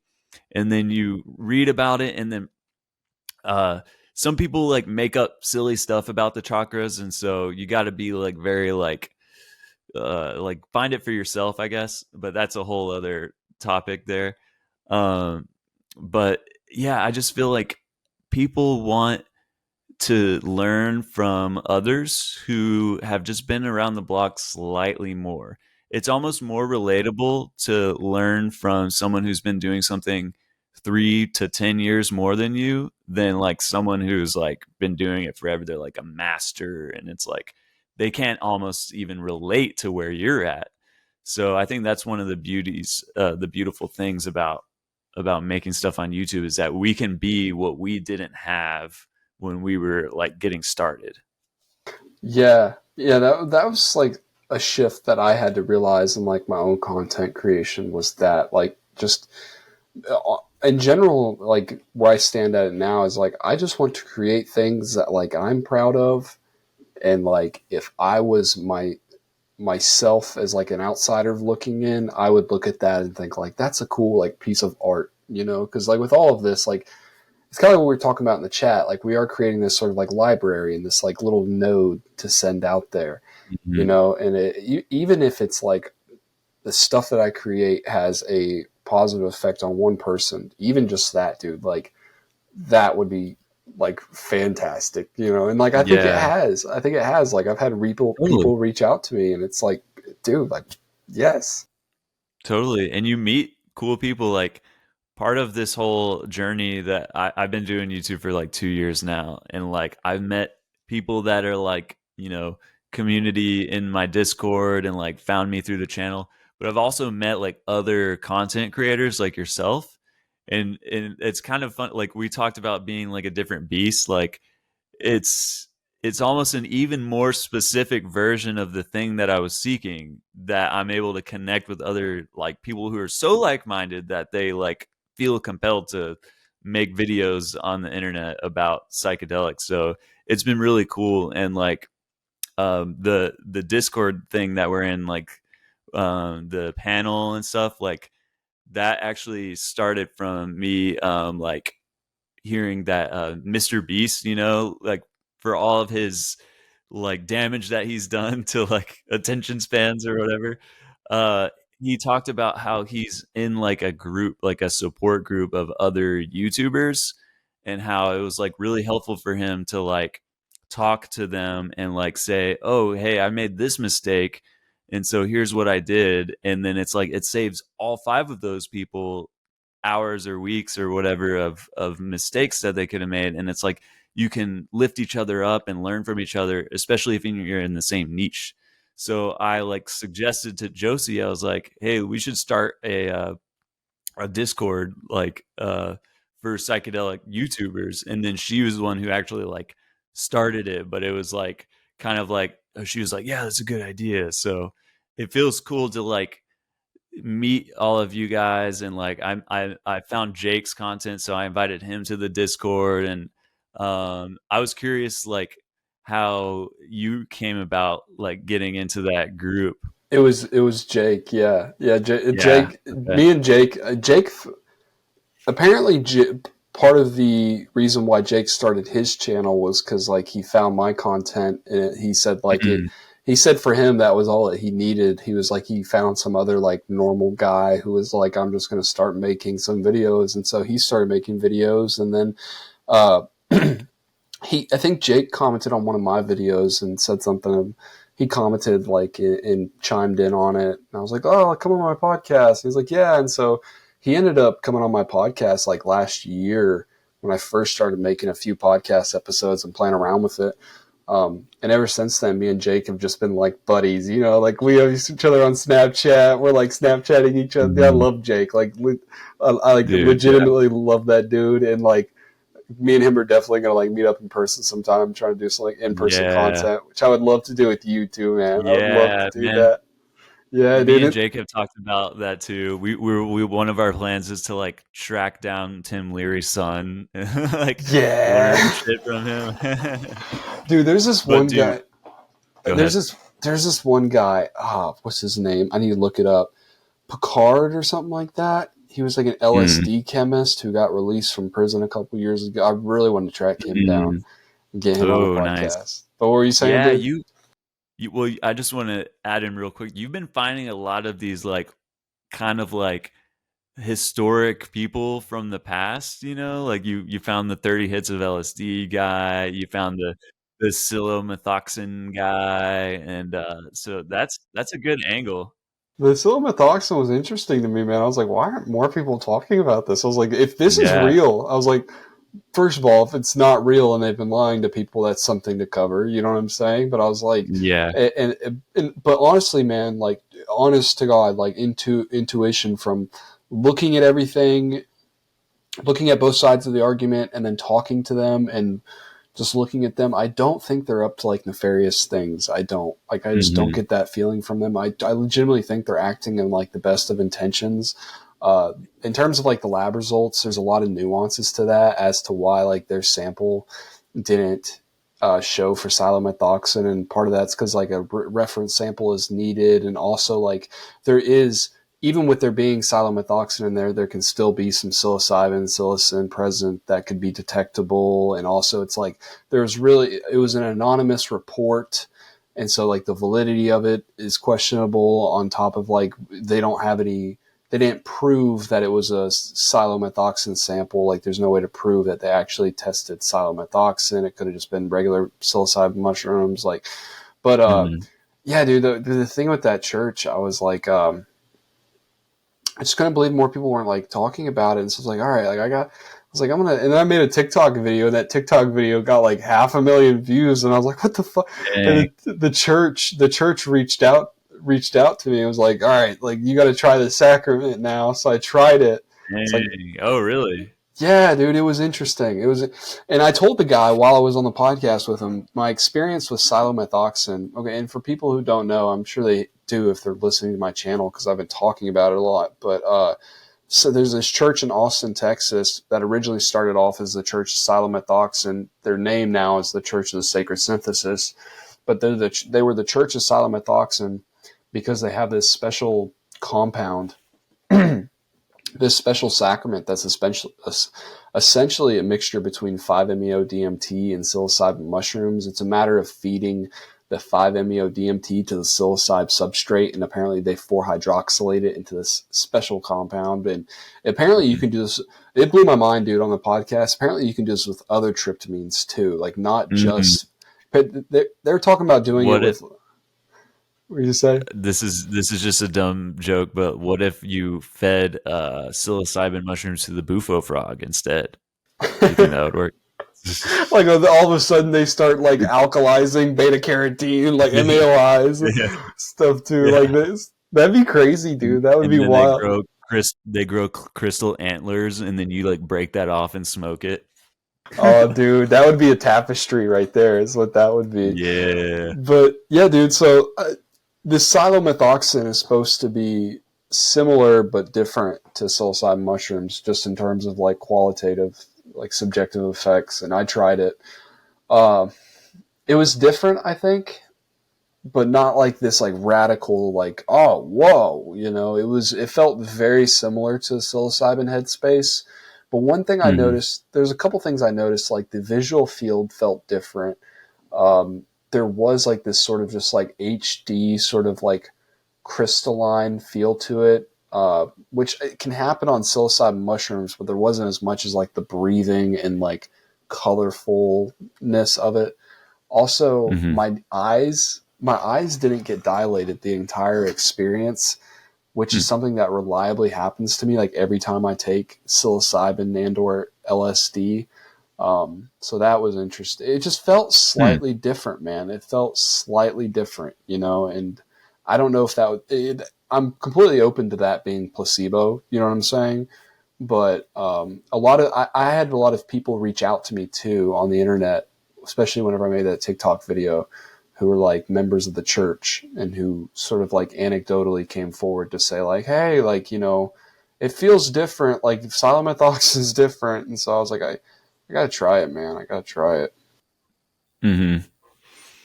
Yeah, I'd be interested to try it, but yeah, I'm only a stone's throw away from Austin, so maybe I can go in person. That's the crazy thing about it, dude, is you could be in fucking you could be in Oregon and they'll just ship it to you. As long as you pay, Wow. you can become a church member for $11.99 a month, and then Okay. as a member of the church, then you get access to. They have like a catalog. They have like Mm. silomethoxin chocolate bars. They got silomethoxin capsules. That their goal is to like fully commercialize it. And he was like basically just like over the counter type shit, like in stores. And I was like, whoa, dude. I Mm. was like, I mean, which honestly, like, I think some people might get kind of squirrely about that because they're like irresponsible. And I do see, like, I think there's obviously going to have to be like some sort of like barrier to entry there. Like, like at least like 21 and up or something like alcohol, like show us your ID, like you're an adult. Like, I think there's got to be something Mm. like that. But I do believe in that, like, sort of ease of access of these things. And like, hey, I can scan a barcode and like, get reliable COAs over here. And, um, yeah. And also with that, it's like they're not just trying to like, at least I didn't get the feeling that it was a money grab, because there's a lot of on the back end too. You're not just buying Mm. silomethoxin, you're also a member of the church, and there's like all sorts of weekly events, and I they have see. like microdosing events with each other, Mm. and there's a whole like sort of support system and network built around it for people to use silomethoxin as a tool. So Mm. yeah, I'm sorry to ramble on about silomethoxin, but it's No, I mean, fascinating. I'm interested in it. Do you think that they're able to like mail it because it's some unique compound that it's not technically illegal, or are they just doing it under the radar? Yeah, well, and I do think it's because it's if it is 5-MeO 4-HO DMT, then it is not a controlled substance, so they can get away with that. But Mm. also, one thing that like I think people need to be aware of is that there's a lot of psychedelic churches right now operating in this country that are operating in like this sort of like gray area, of the Yeah, law. But because it's a church. Yeah. right, but it's if push came to shove, they could be prosecuted for sure. But there's like so Hmm. many of these. There's just that it's the fact that there's so many in operation now, and most of them like don't have this sort of like, at least from what I've been reading, they establish sort of like relationships with their communities and local law enforcement and have like safety parameters and like true like medical screening involved and all sorts of shit like that. So it's like, hey, like these people are coming in and like helping veterans in our community and they're not hurting people. Like we're going to kind of leave them alone and look the other way. There is a Hmm. lot of that going on around the country. Like most of it Sure. is like in that sort of sphere of things. And then also, of course, you have like these select few places like Portland and then like Colorado where you can kind of Hmm. just like openly do mushrooms. I'm not like speaking like in public, but like, you can kind of like barter and trade and then distribute and Yeah. consume and grow without really any sort of worries there. Right. So, Right. Right. Decriminalize. Yeah, and they have like ketamine clinics in here in Houston. I've never gone to one, but like it's just interesting. It's another one of those like semi legal, like don't know what to call it situations. But it's going to be interesting how the rest of this decade plays out, man. Yeah, one thing that I'm gonna enjoy watching is the like capitalistic market that builds up around psychedelics, and like because like it's beautiful and it's fun, but there's also some fiduciary involved. There's some cringiness.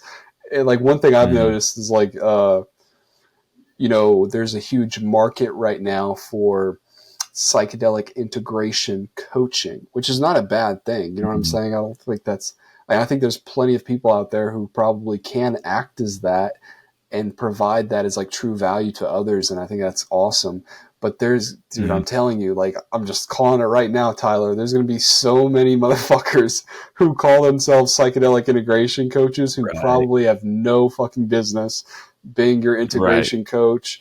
And not only that, like, there's a huge market for that, but there's a lot of people trying to become psychedelic integration coaches. And I know that because if you type in like psychedelic integration coaching program or psychedelic therapy, like psychedelic facilitator coaching program, dude, there is like 30 companies will pop up right away Yeah. selling you several month-long courses that are several thousands of dollars. Like it's a huge industry Yeah. just coaching people now too for that, which Right. Right. I know of have you ever heard of TAM integration? Tam, no, Um no. yeah, he's an integration coach, but he's the real deal. I've been following him on like TikTok and Instagram and stuff. And he's really the real deal. I'm actually going to be talking to him on a podcast. So, but I know that he does integration coaching. That's the Galaxy Brain move right there. You be a coach to coach or coach people to coach. I'm gonna have to hit this guy up. I'm gonna have to find him. Say, hey man, Yeah, coach. Like, dude, honestly, like it's like legitimately. I was just kind of like trashing on it, but I think I would like to be a psychedelic integration coach. Sit here yeah, and like truly like help people. Like, because uh, like I think people can get demystified sometimes by that because it's like they have this notion that anybody who's trying to be a psychedelic or like anybody who's trying to be an integration coach like that is like one of these fake gurus. And while right. I do think a lot of people are going to be the fake gurus, but I think that there's a lot of people who will also possess certain skills and experience Yeah, that can like make them put them in a place where they can serve as that rocket fuel for other people. I really believe that, dude. exactly. You Yeah, know? exactly. So I agree that like there's going to be a lot of grifters and like I think one of the things that Eric Davis, who I consider a mentor, even though he doesn't directly like teach me, I'm like a big follower of his. He was talking about like the inherent risk of things, but especially in like the psychedelic context, it's like there's always going to be a risk involved when you're taking psychedelics by yourself. There's a risk there, but that's actually, and then there's also the legal risk. But for some people, that's actually like part of the experience is that risk and like that thrill of going for it. And I feel like you could apply that same line of thinking to like the industry at large, where it's like there is a risk that you will come across a grifter or like a fake guru or a fake integration coach or just someone who's radically incompetent. But it's like we just need to like arm ourselves to discern that risk and like and make the good calls. And yeah, I agree with you, man. Like there's going to be a bunch of grifters, but then there's also people who are like the real deal and like genuinely coming from a place of like service and helping people. And I would like to do that too, man. But I looked at the course and bro, that's like, yeah, it's in the thousands of dollars. So yeah, so I was like, maybe not now. Maybe if the YouTube channel pops off, that could be a cool like next step or whatever, like in life. So I see myself doing that sometime down the line. And for now, we can just build our own experiences. And I actually trip sat a friend of mine, and like now I want to call him and like get his like 2 week later report and see how he's integrating things. And like I made sure it was like ceremonial when we had the experience. So like I have an interest as well in like holding that space for people. And it sounds like you've been doing that since day one, essentially, Launchpad and everything. Yeah, dude. And like I've talked about it before, but you know, it's like I fully recognize, and I don't like encourage other people to like take that path, but that's like just like honestly the path that I walked. I got super obsessed with this shit and was like involved on with it on multiple levels, and I felt like this immense desire to share it, dude, like in every way, like through my speech, through the way I carried myself, through selling it to people, through directly facilitating the experience for people who wanted to have it. You know, it was just like, of any way that I can be of service, it was like, I'm here, you know, and I still feel that way, man. I still feel that way. Like there are certain boundaries I have now. I do, you know, but it's like, I'm still like I'll have just like random people reach out to me on Instagram or something, man. It's like, I'm dealing with like this problem of like the one thing that people really struggle with DMT, dude, is like vaporizing it correctly. You know what I mean? Like finding a proper technique to kind of like efficiently do it. It's funny that it's just got brought up, but I actually just finished writing an ebook, and like I'm going to turn it into like I'm going to turn it into like a physical book too that I'll sell on like my website. But I made the ebook. I'm going to like list it up for free and stuff, but the title of it is How to Smoke DMT, and it's a comprehensive guide, like about like 90 pages long, that involves like procure. Wow. Yeah, dude. I was like, I just threw everything in there that I knew about, like, first of all, like procuring it, you know, preparing yourself for it, vaporization methods and techniques. I threw in a little bit in there about like integration, you know what I mean? Just like, because I've had so many people reach out to me with those basic questions that I realized, I was like, if I just create like this little like encyclopedia like thing, I could just point people to that. Like, hey, free ebook, go download it, you know? Yeah, that's perfect. That's awesome, man. Yeah, I'll cop one. Yeah, dude. Yeah, I'll let you know when it's out. I'll post on like socials and stuff. I'm waiting to get like my physical copy in the mail so I can see if I like it before I like post it on Instagram and stuff like that. Right. Yeah. But nice. Yeah, dude. So okay. We've gone down a lot of rabbit holes today and stuff, man. This has been fun. Oh yeah. So love me some rabbit holes. How much more time do you have left, brother? Because I don't want to like wear you out. Or... I can go till 9. Okay, so we have 30 more minutes. Yeah. All right, man. Bet. Okay, so you know that podcast that they had the other day that we were not a part of, the other panel discussion? The psych tubers were discussing materialism versus idealism in the context of psychedelics. I just kind of wanted to get, first of all, I just want to like hats off to all of them, because I watched that video from start to end and like really enjoyed it, dude. Like it was a great conversation they had. And I felt like everyone kind of chimed in valuably in their own way. But yeah, what is sort of your view and your like, where do you stand on that? The whole idea of materialism and idealism with psychedelics. Yeah. Well, I watched it too, and I really enjoyed it. And just hearing all the different personalities and stuff, I love all of those people, man. They're such characters. And like Vivek being like, it's mystical that. I love Vivek. There's something about Vivek where it's like, I just want to go to a music festival with you and just watch you like. Yeah.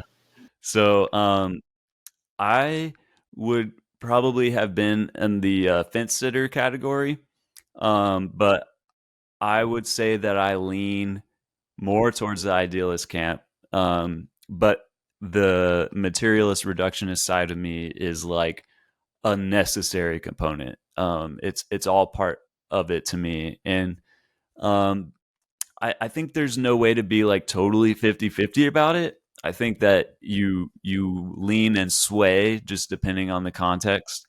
So I would say I'm like 55% idealism, 45% materialist. Because like when I got into psychedelics, at the very same time I got into Terrence McKenna, I got into Carl Sagan, and I was like obsessed with the Cosmos series. And in the Cosmos series, he does a great job of instilling like what science has to offer and how like the scientific method is kind of the best game in town in many ways that we have to understand our universe in a way that's not purely magical. You know, it's like with the scientific method, we can test, repeat, and verify, and a third party can verify something that is true.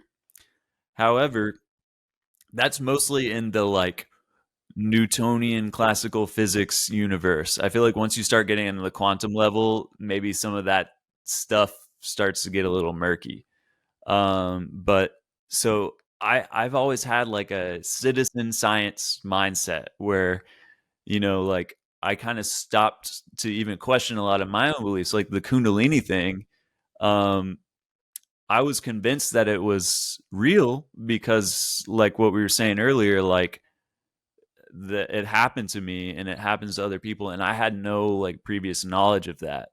And the universe just like struck me like a lightning bolt. So the fact that something like that would happen puts me in a very like idealist, like there's some magic going on here. Uh it's it's a huge part of my worldview, but like at the same time, I know that like you have to be able to back stuff up. Like you got to be able to prove your point. And so there was times where I like stopped even believing in the Kundalini stuff because what you hear people talk about it like with their whole chest, they're like, yeah, this chakra is responsible for this, this, and this. And it's like they're just making it up or like read it somewhere. And it's like they're literally talking out of their ass, and they make and chakras have become like the thing you make fun of, right? It's like, oh bro, you need to just get your chakras aligned. But it's like I get that because what is being said, it sounds so silly. But I kind of have this mindset of like similar to UFOs where it's like the phenomenon is real. We can't deny that like something here is happening. We just don't know. And like people always want to like have an answer for things. They want to like have closure and know what it is. But the world is not like gonna give up its secrets so easily. And so with that said, that's like the materialist side. So the reason I lean more into the idealist camp is because to me, mystery is at the heart of the universe and existence. And I believe something akin to magic. Maybe we can explain it, you know, like, you know, Josie on the podcast or the panel, she said she was like a panpsychist, which is like not something that is proven by science currently. She describes it as if it is already like, well, it could just be another fundamental part of the universe, consciousness, gravity, which I think that would be great, but we're not at that point to be able to say that yet. It is still kind of a leap and a mystery right now. Which is why I love the fact that like the ancient rituals were called the mysteries, because to me that is like my spirituality is appreciating the mystery, appreciating that there is a grand mystery at the heart of it. And things have happened to me that like seem magical, and I feel like I'm getting these things from the collective unconscious, and it's like even if we can prove it, like who's to say that there isn't something even beyond like our own experience that's like another type of magic that's happening at the heart of the universe that we just don't even know yet. So yeah, that's kind of where I stand. I'm on the fence, but like I lean a little bit more towards the idealist camp. Yeah, no, dude, fuck yeah, no, I'm with you. Like Mhm. I'm in a very similar place in terms of like I'm very much on the fence, but I like when the more I talk about it with others and think about it, I definitely probably lean towards the idealism. But I think what you said was super important about like the materialism part of me is like necessary for that because Mhm. I think that man, honestly, like if you really love and respect and admire something, one of like the highest forms of love that you can show something is like skepticism, you know, like Yeah. that healthy sort of like tough love, you know, and that it's like where do we draw the line between science and magic? Because even like the things that they can explain right now, which they can explain a lot, but a lot of science itself and the explanations they have like if you think about it, really think about it, like those things are already magic. It's like you've just found a way to like explain it using like our words and like our sort of like reference points, and like have, been able to like glue those together. But like you're explaining a magical thing. And I think I've brought this up twice now to the solid methoxin guy and to the trip whip, because both these conversations came up, funny enough. But yeah, no, with Terence McKenna had this quote, and I'm going to butcher it, but he was talking about science. And he was like, science, like they say that they can explain everything away, and they can, like they can explain everything away, but they ask you for one miracle, the Big Yeah. Bang. And I was like, oh, Yeah. like I think I was like tripping when I heard him say that. Oh, yeah. Which that's a funny phenomenon, like that me and you can rabbit hole sometime, is like the phenomenon about people tripping and like, especially at the beginning of their tripping days, getting obsessed with like Terence McKenna and Alan Watts and some of these other figures. Yeah. Like there's something that's a repeated pattern. But yeah, dude, when I heard Terrence say that, I was like, oh shit, like he's right. Like at what point does it become, is it a material thing and then a magical thing? Because to me, like sometimes, like especially when I'm tripping, man, material things can still be material things, but they're magical now because I'm thinking about it. It's like that. I forget what the story was exactly, but it was the Buddha was talking about a flower, right? And like when he was talking about this flower, he was like, if you really look at the flower, he's like, it's not just like made of a flower. You know what I'm saying? He's like, if you really are like mindful and you're looking at the flower is made of like the sun in the air. You know what I'm saying? Like it needed the sun. It's also a product of like dead things. You know what I mean? And like air, and like he was really like breaking down just a flower, which I'm sorry that I'm rambling here, but yeah, mindfulness. Yeah, no, that's definitely true. Yeah, you got to include like we're not separate.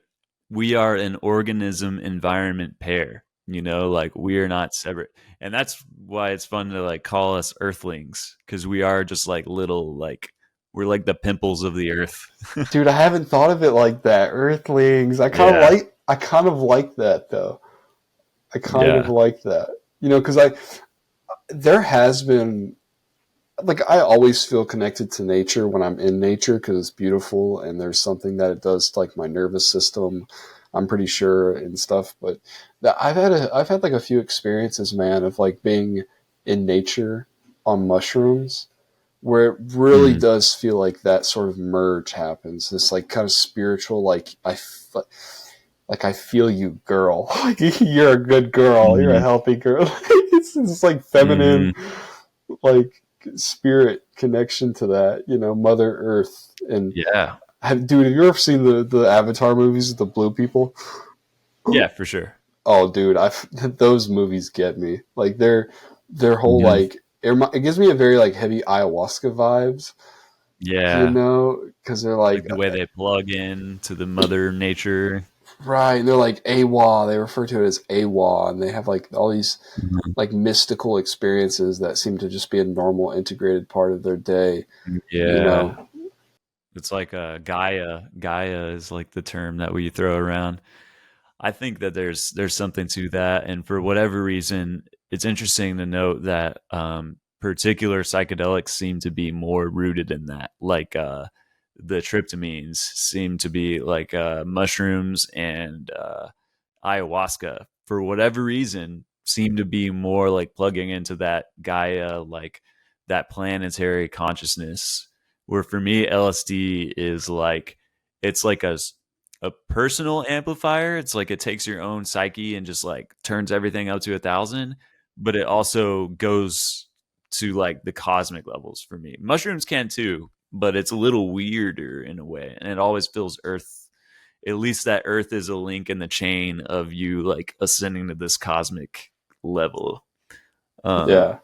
No, I think you described that really well. For me, like mushrooms has always felt like that. It has that very mystical, magical, like what you were describing, like tryptamine feel, like that tryptamine palace, it does Hmm. feel like you can get into like the waiting room almost with it. Whereas like acid can get very cosmic too, and like the otherworldly, but in its Hmm. own way to me. And that's just like subjective to me, you know. Acid is much more cerebral. It seems like Yeah. when I take mushrooms, it can often get very like emotional and like this like hero's Yeah. journey thing, and then also like can get like divine at moments, you know. But then acids, like you said, this uptick where it feels like my if my brain's an engine, that engine's like running hot, like really hot for like 12 hours. Mm, Not in a bad way. It yeah. sounds like speedy, but acid, that's the thing though. Acid does feel a tiny bit speedy to me, man. Like I It might, is. Yeah. yeah, I think like my like jaw will tighten up, and I'm like, Yep. yeah. Yeah. Do you ever get this feeling when you're on acid? It feels like little like bolts of electricity going through your legs. You ever experience that? Uh, Not really, man. Honestly, no. Okay. I experienced like That's just me. I don't know. Have you like found anybody else who does? I mean, I know some people get like restless legs, so it's kind of like connected to that, but it's a very distinct thing that happens to me where I just feel like little, it feels more like little like electric impulses that are going like down my leg. It doesn't hurt or anything. It just feels like a little jolt, like a little ding ding, like just a little, Interesting. almost like a muscle twitch. Maybe that's what it is, like a muscle twitch, but it feels like electric. So to me, I'm just kind of connecting that to the whole like speedy thing. Yeah, there is a couple of like different reliable physiological effects that I get from something like LSD, and the sort of like jaw tightness is a pretty reliable Mhm. one. Also, like I get a slight, it's always a slight amount, never a really like bad or super unenjoyable amount, but I always get a slight amount of like gastrointestinal, like once I've like Mm.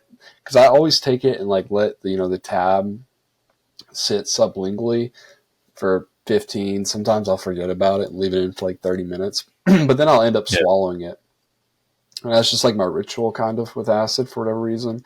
But I always yeah, get a slight amount of that gastrointestinal, like just kind of like queasiness. It's like different muscles are in yeah. control of my stomach now, you know? Mm. Um, I think there might be a reason for that because I'm pretty sure there's like a ton of serotonin receptors in your gut, so maybe that has something to do with that. yeah. Yeah. Do you get a lot of nausea on like mushrooms and stuff? Um, I get it sometimes. I almost always trip on an empty stomach, which I think does a lot to reduce the nausea. But yeah, last time I took mushrooms, I definitely like felt a little queasy at first. And it was funny because like we were starting to trip, me and my roommate, and like sometimes I'll get this like buildup of gas in my chest and I'll have to like burp it up.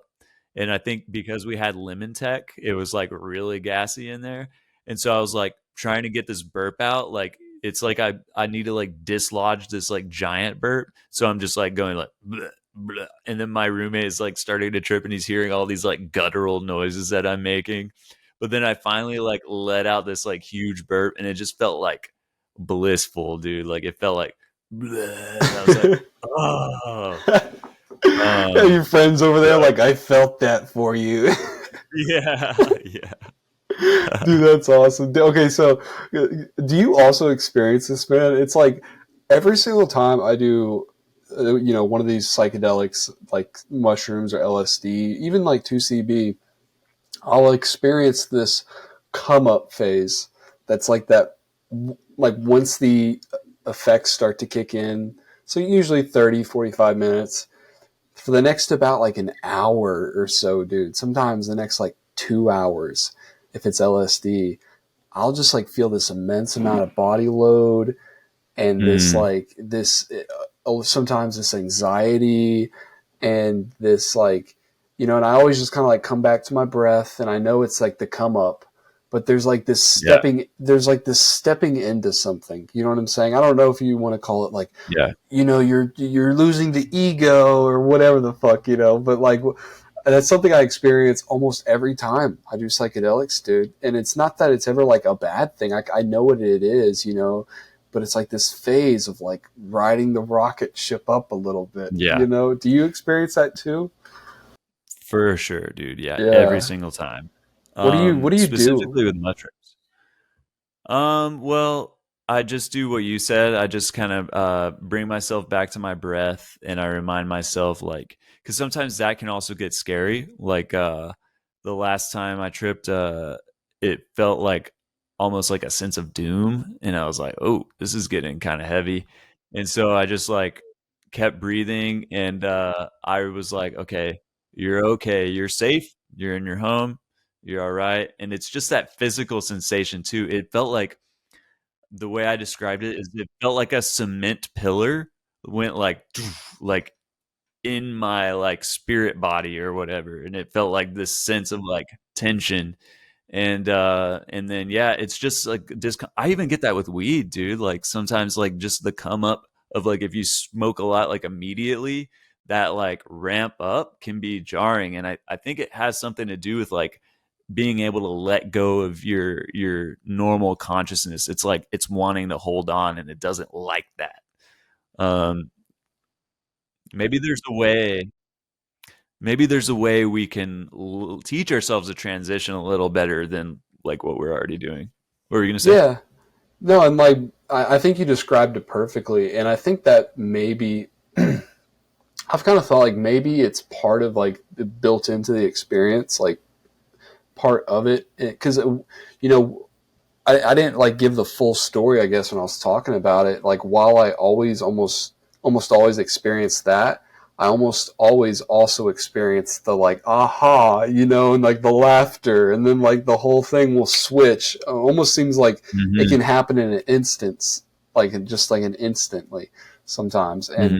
it's funny because it'll be like this kind of like anxiety and confusion, and then all of a sudden it's this like hyper sobriety, clarity, laughing at myself. Like, it's a, what I've used this term many times already in this podcast, but it's this fun kind of like hero's journey that plays Hmm. out. Absolutely, dude. Absolutely. One of the other things that I did in my last trip was I took a Terrence McKenna advice and I sang. And I was just like listening to this ambient track that was like super calming music, but it was like not helping, or it wasn't making it worse, but it was like I was still gonna go through it. And I was just like improvising, and I was just like, and I started recording it actually. And then because I left my voice memo on, I ended up recording like the entire trip. And so my most recent YouTube video is like a full in-depth trip report about this experience. Um, but it followed the craziest hero's journey, bro. Like that was one of my big takeaways from this experience. I was like, okay, either if you want to look at this in the materialist perspective or the idealist perspective, like either way is amazing, because it's like idealism, maybe this is like some magical like download that I'm getting, like that the mushroom is an entity and that it's orchestrating a certain thing for me to see, and it like knows what I need, which is what it feels like when I'm experiencing it. It feels like I'm and earlier you talked about how you write down your intentions and you like go into it like that. I'm 100%, I do the same exact thing that you do. So part of this trip was to like explore certain aspects, and then sure enough it came up. And so one of the first things that happens when I was going through this like difficult phase is I saw like a cosmic caterpillar. It was like this giant like space caterpillar. And um and so then I kept going through the trip. And then once that switch finally flipped, like what you were saying, like once the peak was going and I was like feeling good, I was closing my eyes and I saw like butterfly patterns, like fractal butterfly patterns that were just beautiful. And it was like going with the music, and I was like dancing, and it was like I was like shedding all of this like inhibition and like stress that I had built over months. And it was like over the span of 2 hours. So it's like, how, like, either this is some like entity showing me a whole narrative of like a butterfly, a caterpillar going through a butterfly, and it's like a metaphor for my life, or the brain is generating that, which even if it is just coming from the brain, like that is amazing that the brain can create a hero's journey. And what's amazing to me about that is like when it showed me the caterpillar, how is it going to know that it was going to go, that it was going to go well, and I was going to see that like butterfly vision and like have a good trip. It's almost as if it was setting it up and it knew like hours in advance of like what this experience was going to pan out to be. And that's what blows my mind. Oh, dude, yeah, no, I'm the same way. I constantly, with these experiences that I have, go back and forth between like, okay, like that was some like next level mystical shit that seems like too much to be a coincidence. But then I also like try and like keep myself grounded and skeptical and open to the idea that maybe it is a matter of just material things, like you're saying, like, but like you said though, even if it is just my subconscious, that is still fucking crazy. Cause like some of the experiences that I've had, man, have just seemed like too like next level, and once I say like coincidental for it to be like just a matter of. And that thing you said about it feeling like they're getting ready for me hours in advance, it reminded me of this particular trip that I had. I mean, I've had many trips where there's that feeling of like, oh, they were like waiting for me, like, hey bitch, like we're ready for you. But I remember this one time, man, I was on pharmawaska, which is like essentially like the encapsulated form of ayahuasca. So, I took some MAOIs orally encapsulated. And then about like 45 minutes later, I took some encapsulated DMT, like pharmawaska. Right. So while I was on the pharmawaska, I also smoked DMT, which is like, smoking DMT while on an MAOI just like really extends and deepens the experience. But it was funny.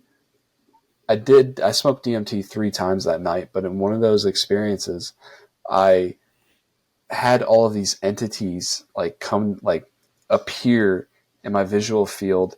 And as soon as they appeared, I had that feeling. And it felt like if you've ever watched like NASCAR, when like a guy pulls off to get his tires changed and everyone like runs up like, we got to fix them. Like, and they're all like changing them as fast as they can. It felt like that's what the entities were doing with me. Like they knew like, oh yeah, I was surgery. and they were like going into me, dude. And like, it felt like they were like fixing things like somatically within my body and like tweaking. And like, it wasn't like anything like, ouch, or it just viscerally felt like I was being like toyed with, dude. It was really, really odd. So yeah, I'm constantly going back and forth, man. But honestly, I asked Rob and Tripwhip this same question. I want to ask you this question. I've noticed this cycle in me, where I'll have these experiences that are super mystical, and it'll have me like leaning very heavily towards the like idealistic side of things and idealism and stuff. But then I'll be like somewhat removed from those experiences and like have the sort of like conditioning and or bullshit that like sometimes that normal life can throw at you and stuff like that.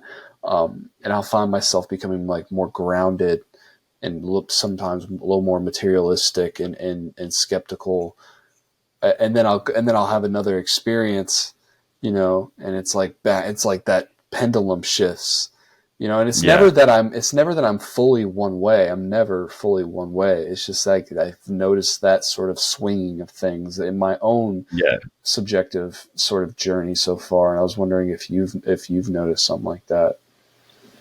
Yeah, that's definitely it. And I feel like this is one of the things that I've learned from Eric Davis, where it's like, as opposed to thinking of it as like a pure 50-50 split between these two mindsets, it's almost as if there's different modes of being. And one of them calls for this radical open-mindedness. And then one of them calls for this grounded skepticism. And so I think entertaining ideas and like letting yourself go down the rabbit hole is incredible. And like I think that the mind is like a mythopoetic generator is what I like to call it. It's like we're storytelling to ourselves a story that is like rich, full of magic and meaning. And I feel like we shouldn't just slap that down. You know what I mean? Like even if it isn't always grounded completely in reality, like we need to like lean into that power that our brain has to like create these narratives and these amazing like things.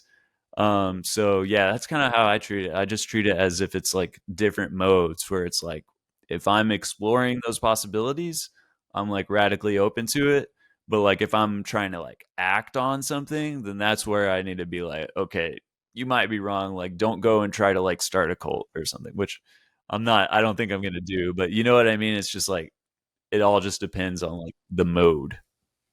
No, I mean, I think that's kind of like where the importance of like staying grounded with it comes, because you do see people, Yeah. dude, who you see it all the time. The people who lose themselves to the delusion of it. You know what I'm saying? Totally.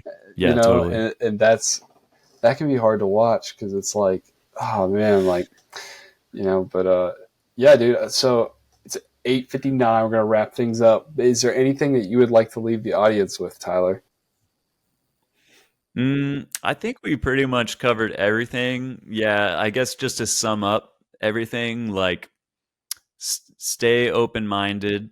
I think Rob had a really funny way of saying it in the panel. He was like, "I just leave." I can't do the accent. He's like, "Just leave the door open, and but not wide enough to let the bullshit get in." And I thought that was great. Dude, yeah, Rob's funny. Dude, one time Yeah. Rob was on my podcast and he said something like, "Oh, bless his little cotton socks," and I damn near lost it. I was like, Yeah. "This dude, he cracks I me up." know. It's so funny to hear all those British voices in your ear when we're on the panel and it's like, oh yeah, I'm off my tits. Like all those funny stuff that they say. Yeah, see, you wouldn't think it because of the way he acts, but Rob's like Mhm. 40, 46, and whenever me and him Mhm. recorded a podcast together, like before we started recording, we were talking, you know, before you hit the record button. Mhm. And he was like talking about how like old he felt compared to all of us and stuff. Oh And yeah. he was jokingly like, "I'm gonna be like the Gandalf and like grow up my beard and like have like a Yeah. totem and stuff while all of y'all speak." Yeah. I was like, "Dude, like we got to make him like a little festival totem that like lights up and shit." And he's Yeah. just like our little Gandalf while we speak. Yeah. But yeah, He's man. our DMT Gandalf. Yeah. So where can people find you at, Tyler? Where can people find you at? Yeah, YouTube mainly. Find the others, Tyler Saucier. And I'm on Instagram as well and TikTok, but YouTube is really where I focus all my energy. Awesome. Yeah, I'll make sure I put all of his links and stuff down in the description of whatever you guys are watching this Thanks, on or man. listening to this on. So, yeah, heck yeah. Tyler, we're going to have you on back here soon, buddy. This has been a lot of Oh fun. yeah, Appreciate you coming on the Launchpad absolutely. podcast.